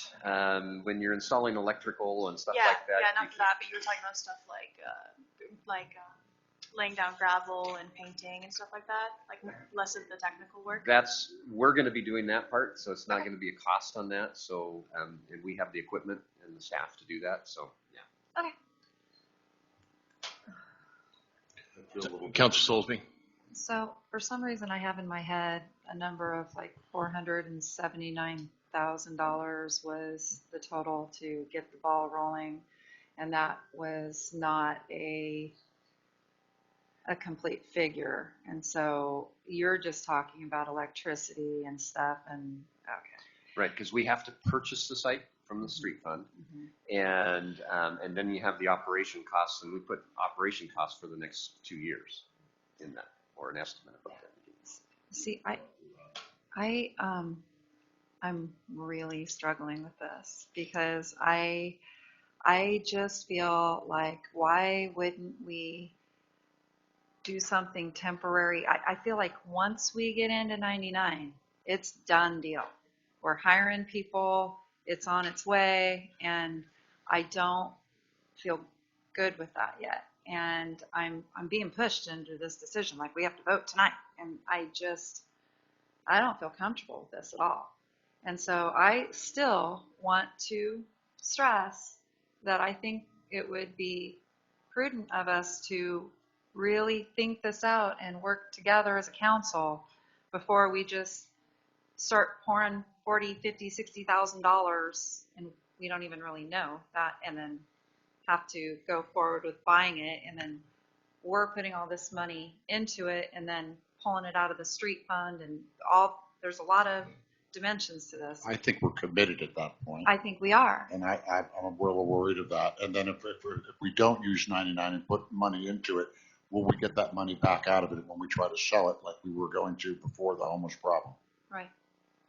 Exactly. Yeah. So we have a motion on the floor. Is there any discussion left? All those in favor signify by saying aye. Aye. Opposed? Nay. Nay. Okay, so it fails. Give us a motion. I'll float a motion.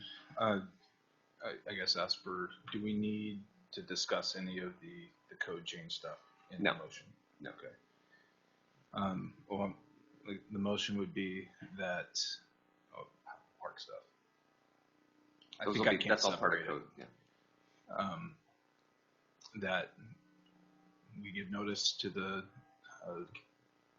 folks at the community center, and don't provide any other place for them to go on the city dollar, but leave that up to the rally of the community to come up with a solution, which I'm happy to be part of. We have a motion. Do we have a second? Second. Is there any discussion on that motion? All those in favor signify by saying aye. Aye. All those opposed? Nay. So how many nays? What did you, were you for it or against? Against. Okay. Can we propose a city park? You can make a motion. I'd like to make the motion that we designate a city park for sleeping from the hours of 9 p.m. to 6 a.m. Point of order, isn't that actually allowed right now under our current situation? I mean, do we even need this motion? I said currently we're not restricting camping anywhere. So do we need a motion to say no, go to a park? Our code says yes, we do. It's to designate. Oh, a I hear what you're saying. Yeah. Oh. So do we got a second on? I'll second that. Okay. Discussion. Is that a permanent solution or temporary until further discussion? Everything's All of this is temporary right now. At this point, we're trying to come up with a solution. Okay. Can you restate what your motion was? To designate a city park to allow sleeping, sitting, resting. I don't know what the other is. Between the hours of 9 p.m. and 6 a.m. Councilor Fleck. I guess I need to hear from our city attorney because, you know, we still have the Martin versus Boise, and I'm really having a hard time with giving a very limited option under that, whether we're actually following Martin versus Boise on that. I don't think it does, but that is not, that's just my legal opinion. And so the way that I would interpret that motion that passed would be to, but that is a direction to your enforcement officers, so that wherever they would start enforcing the curfew in all parks except the designated park. That's the way it would be. It wouldn't be a code change.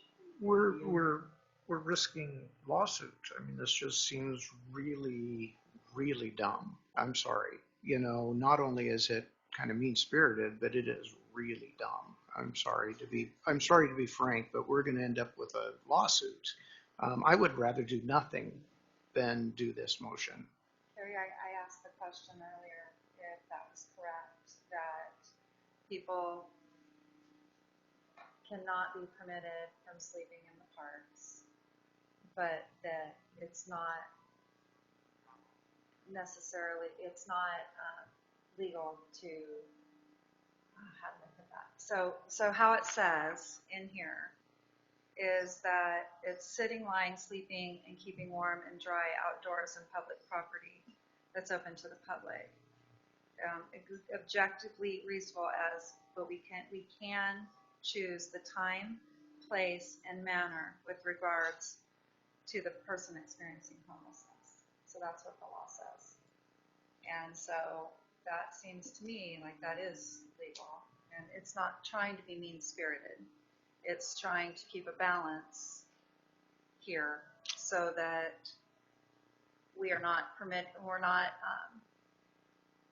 making it so people cannot sleep, because that's not the case. But it's being respectful to our parks so that we don't get a whole bunch of people camping in our parks. So we set a time limit on when people can be set up in tents and leave during the day. So that is, except that now you're proposing to limit the ability to sleep, lie, rest, and keep warm and dry, hitting that everywhere except one park. That's what your motion said, which is different than the question that you asked, which was, can we set reasonable time, place, and manner restrictions? And the answer is yes. And so the way that it's playing out, in my yes answer, is the way that it's playing out is cities aren't enforcing curfews in their parks, but they are limiting people sleeping there. And this is not by code, so this is just in practice. They're allowing a 12-hour period for sleeping, and then move them along the next morning, and they're stuck or whatever else happens to be part of their experience. And the reason to do that in between that 12 and 24-hour period of moving them along is so that you don't have established campsites that then you have to give 72 hours to. Right. So, but that is very different than designating locations. So designating locations, I'm just gonna keep sounding like a broken record.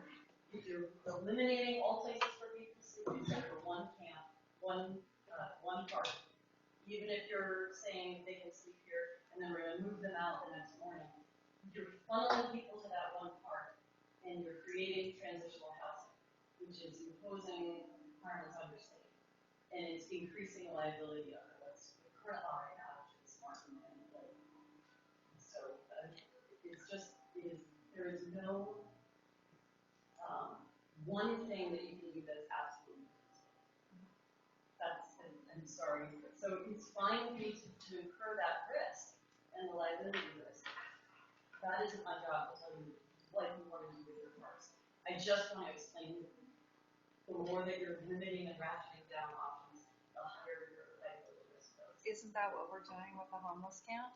Like, we give you a place that you can go, so we don't want you camping in our parks. So that's providing transitional housing. It's also understanding that there are going to be locations throughout the city where people are going to be camping, especially if we don't have this alternative available. We have alternative shelter available, but what if it's full? If it's full, then people are going to be camping around. You're just going to have fewer of them, and you're going to have more of them that are getting treatment and services.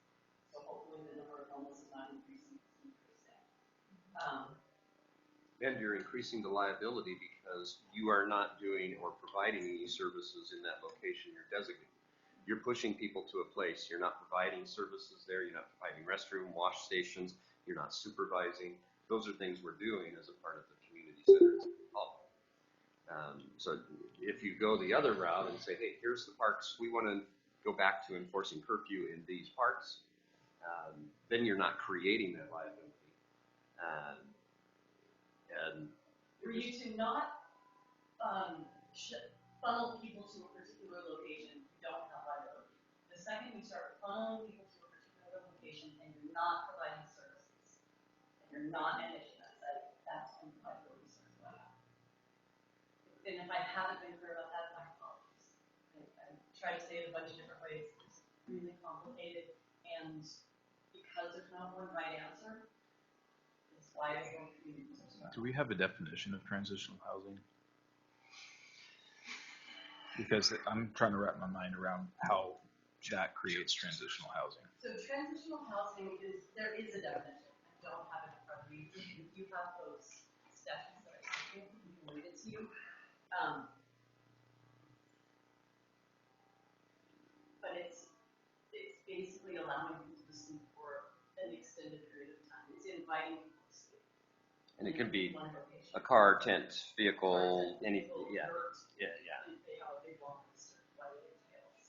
Said for a period of time. Is there a particular period of time? No, but you open it up to transitional housing, and the entity running that location can limit durations if desired. It's a different component. It's like the next stage of what we will be talking with you about. I'm not prepared to give a presentation on transitional housing tonight, particularly given that it's 11. Councilor Savage. I'm sorry, I'm losing. Thank you, Mr. Mayor. The renovations that need to be done on 99 seem very extensive. The bare minimum in my eyes, and you can correct me if I'm wrong, is to bring power so that these warming shelters, these individual units can have power.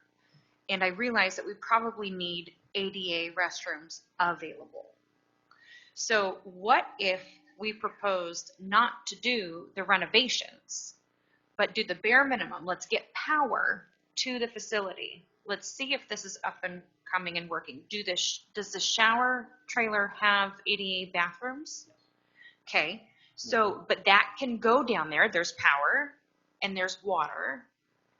And we can take the shower trailer and we can provide the restroom, the ADA restrooms and the shower. So we don't need to do the renovations. I see that we want to, but let's not for the moment. Let's just provide power.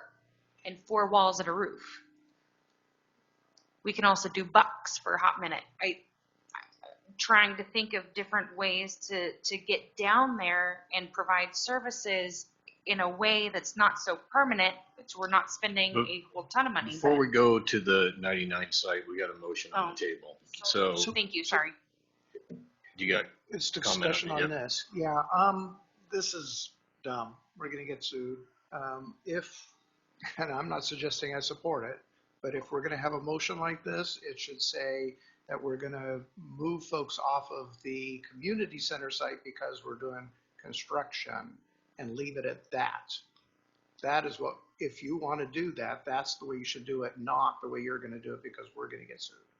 So I'm not saying I support that. I will vote against it, but at least that way our city won't be incurring huge liability. And so with that, So is there any more discussion on the motion? Councilor Stennett. I think it's just hard to see the wisdom of not moving people to a site with facilities that are ready to accept them, as opposed to, and instead moving them to a park with none. Okay, so we have a motion to designate a park, I think is how you ordered that. I told me to throw it out there. Okay. And I was told that that was an option. And then I'm hearing, no, we're going to get sued. But I asked Carrie if that was, well, Okay. all along we were looking to designate parks. So all those in favor of the motion signify by saying aye. Opposed? Okay, now we go more discussion. So, Councilor Savage. Thank you. I propose that we move directly to the 99 site, doing the bare minimum. Let's not do big, expensive renovations. Let's not make it a permanent thing, but let's do the bare minimum by getting power to the units. Let's bring in the shower trailer to provide the ADA showers and restrooms. If we need a permanent ADA restroom, let's not renovate. Let's look at getting an ADA box. We can call in the nonprofit in an emergency declaration, and we can reassess and make a better decision with more information. This is not a permanent solution. We've not renovated the building. We've just put in power. That's no different than the warming shelter. It's just a different location. Okay, Do I need to say that in a different way? I think that's a motion. Yep, Do that's we a have motion. a second? second, but I do have concerns around the shower trailer because community sharing is actually using that and it has spent a fortune establishing the site for it. So I would not want to see that moving permanently off the site that we just spent like $20-some thousand fixing. So if we can come up with a solution other than taking that permanently away from community sharing, I support that. So the intention would be to bring the shower trailer down. I suppose then we do need an ADA box Right. full time because that would just be for showers and it would be a temporary. Okay. Yes. Okay, yes, so we thank got a you for motion with clarifying. a second. Mr. Stewart? Thank you, Mr. Mayor. I'm trying to think through these as you're mentioning them. The challenge, and I would like to have a little bit more time. If this motion passes, I'd like to bring back at the next council meeting what it would look like, the process, and if it's even physically feasible to do. You put all that infrastructure in down there, put the shower trailer in there, and we decide to remodel the house. I may not have the physical space to do that. May not be able to bring supplies in, may not be able to bring the trucks in to do the work. So I'd like to, heard a lot tonight. It might be best to try to bring back a plan with a little bit of meat around it so that you can see what it might take to make something like that happen. No. I'm not saying it's not possible, but there's a lot of rock that needs to be brought in. We do need to Wastewater. establish the conduits to get the electrical to each of the pallet structures. That's in the design process right now, the design phase. The house would need some remodel for 2 to 3 usable shower and bathroom facilities, ADA for all of them. I'm just concerned that if we make this track move, I won't be able to tell you that it's possible, and I'm sitting in this chair right now, I'm not sure that it is possible to do that. Councilor Fleck. Can I suggest that we just, I'm not even going to say table because I don't want to get into the Roberts rules, but Please don't. But let's go ahead and just withdraw the motion in second and let Mr. Stewart come back at our next meeting with some plans and give us a chance to get some sleep and think about this and hear from the community on details. Because, yeah, I'm tired and I don't know that we're getting anywhere down the road. So, Okay. So if the motion will withdraw, I will also withdraw the second. Yeah, I'm okay with that. Okay. So we good on this discussion, Mr. Myers, for this evening? Yeah. Okay. As good as it's going to get. Okay, now we got concerns of council. Anybody want to, Councilor Roberts? Real long list here, but I'm going to keep it real short now. Go ahead. Go ahead. Thank you, Mr. Mayor. Wow. Yeah, I'll do this real short. Once again, kudos to our chief of police. I got pulled over by your newest officer. She did a wonderful job. Gave me a warning. Officer Dunlap, Officer Gordon, great choice. Did her job really well. I just want to let you know that. Very well done. I have a quick letter here to the city of Cottage Grove from Bridget Ferguson. She's the senior party president doing the alcohol-free party. They're looking for help from the city financially, and I'm hoping that I talked to Richard, and I'm hoping you to help get with me behind this and help them out. I feel for this senior class of the 4 high schools. They just went through 2 years of COVID, and I think that we should really give them the best graduation they can. And then this Saturday, Bruce Kelsch and the mayor, as we all know, the mayor had a proclamation to support the people of Ukraine. I guess it's at 11 a.m. We are going to be lining the streets of Maine with flags from Ukraine and read the proclamation. And I think, Bruce, you have some other guests coming? Yes, on that. So that, I want to let you go. Also, the Cottage Grove Carousel is open in the industrial park this Saturday for free to anybody who has not checked it out.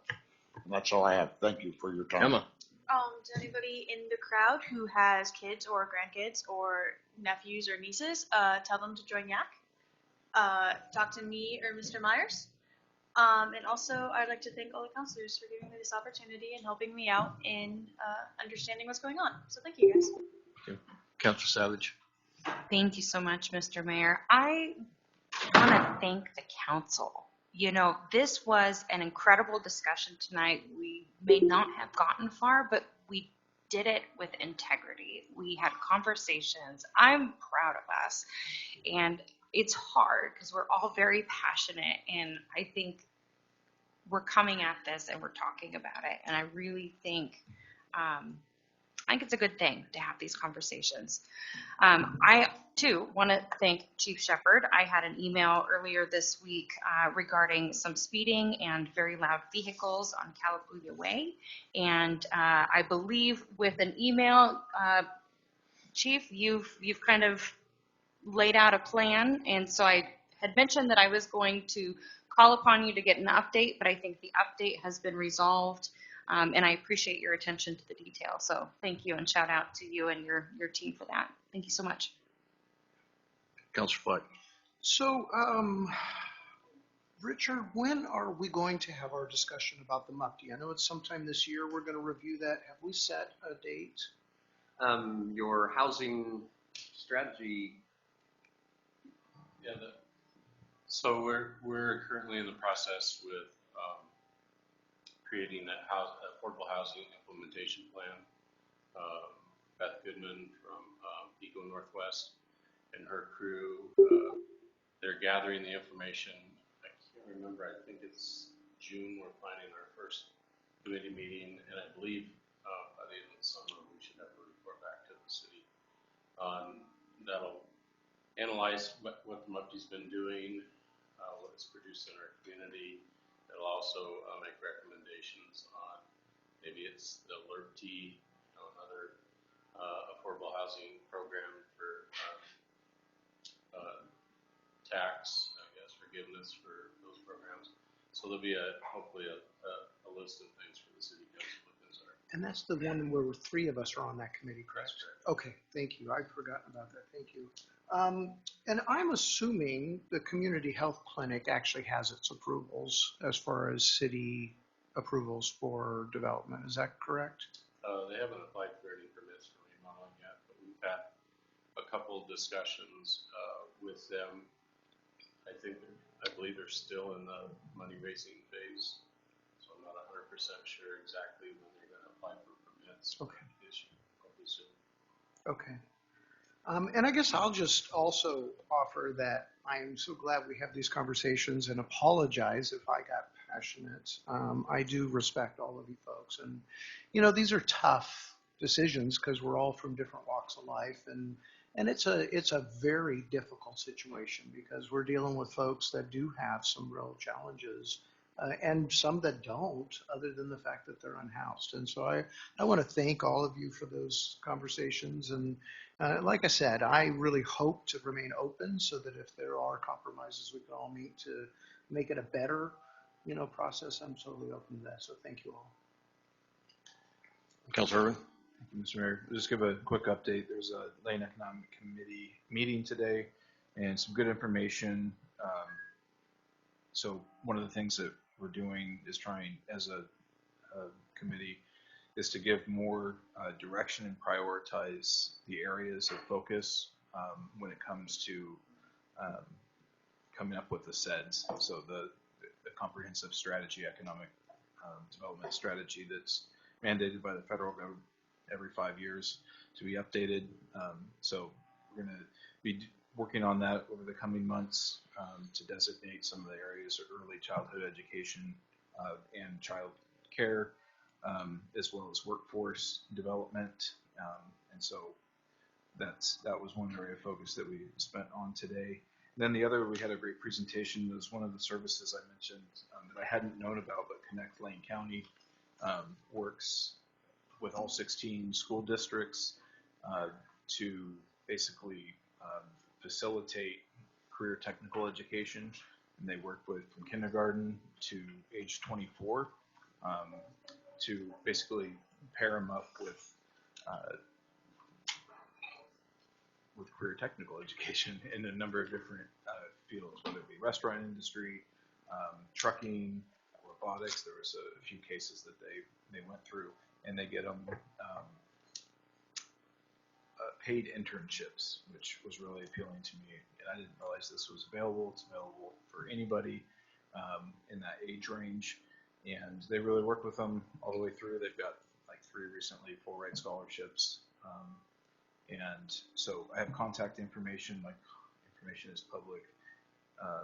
Feel free to reach out. Heidi Landmark is the contact there. And they're looking for other businesses that want to also get these students into apprenticeships, and they'll work with them. And I think that's a really cool opportunity. Anything in that regard, I'm all for it. So thank you for all the public comment. Thank you, council. Anyone else? I had some, I think, but they went away at 9 o'clock, so that's my bedtime. Report from the city manager.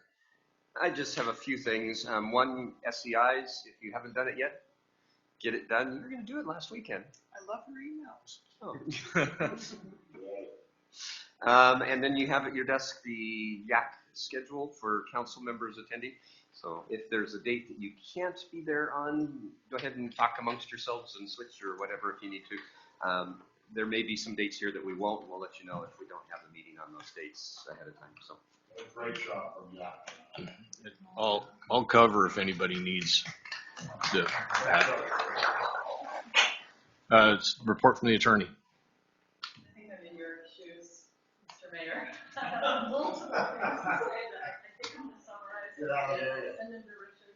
But it is the night for apologies. I'm so sorry if I didn't understand questions and I summarized law in a way that doesn't make sense. There's a big difference between what the law says and then what that looks like in practice. And my apologies. Don't translate. All right. So there's no items removed. We're adjourned.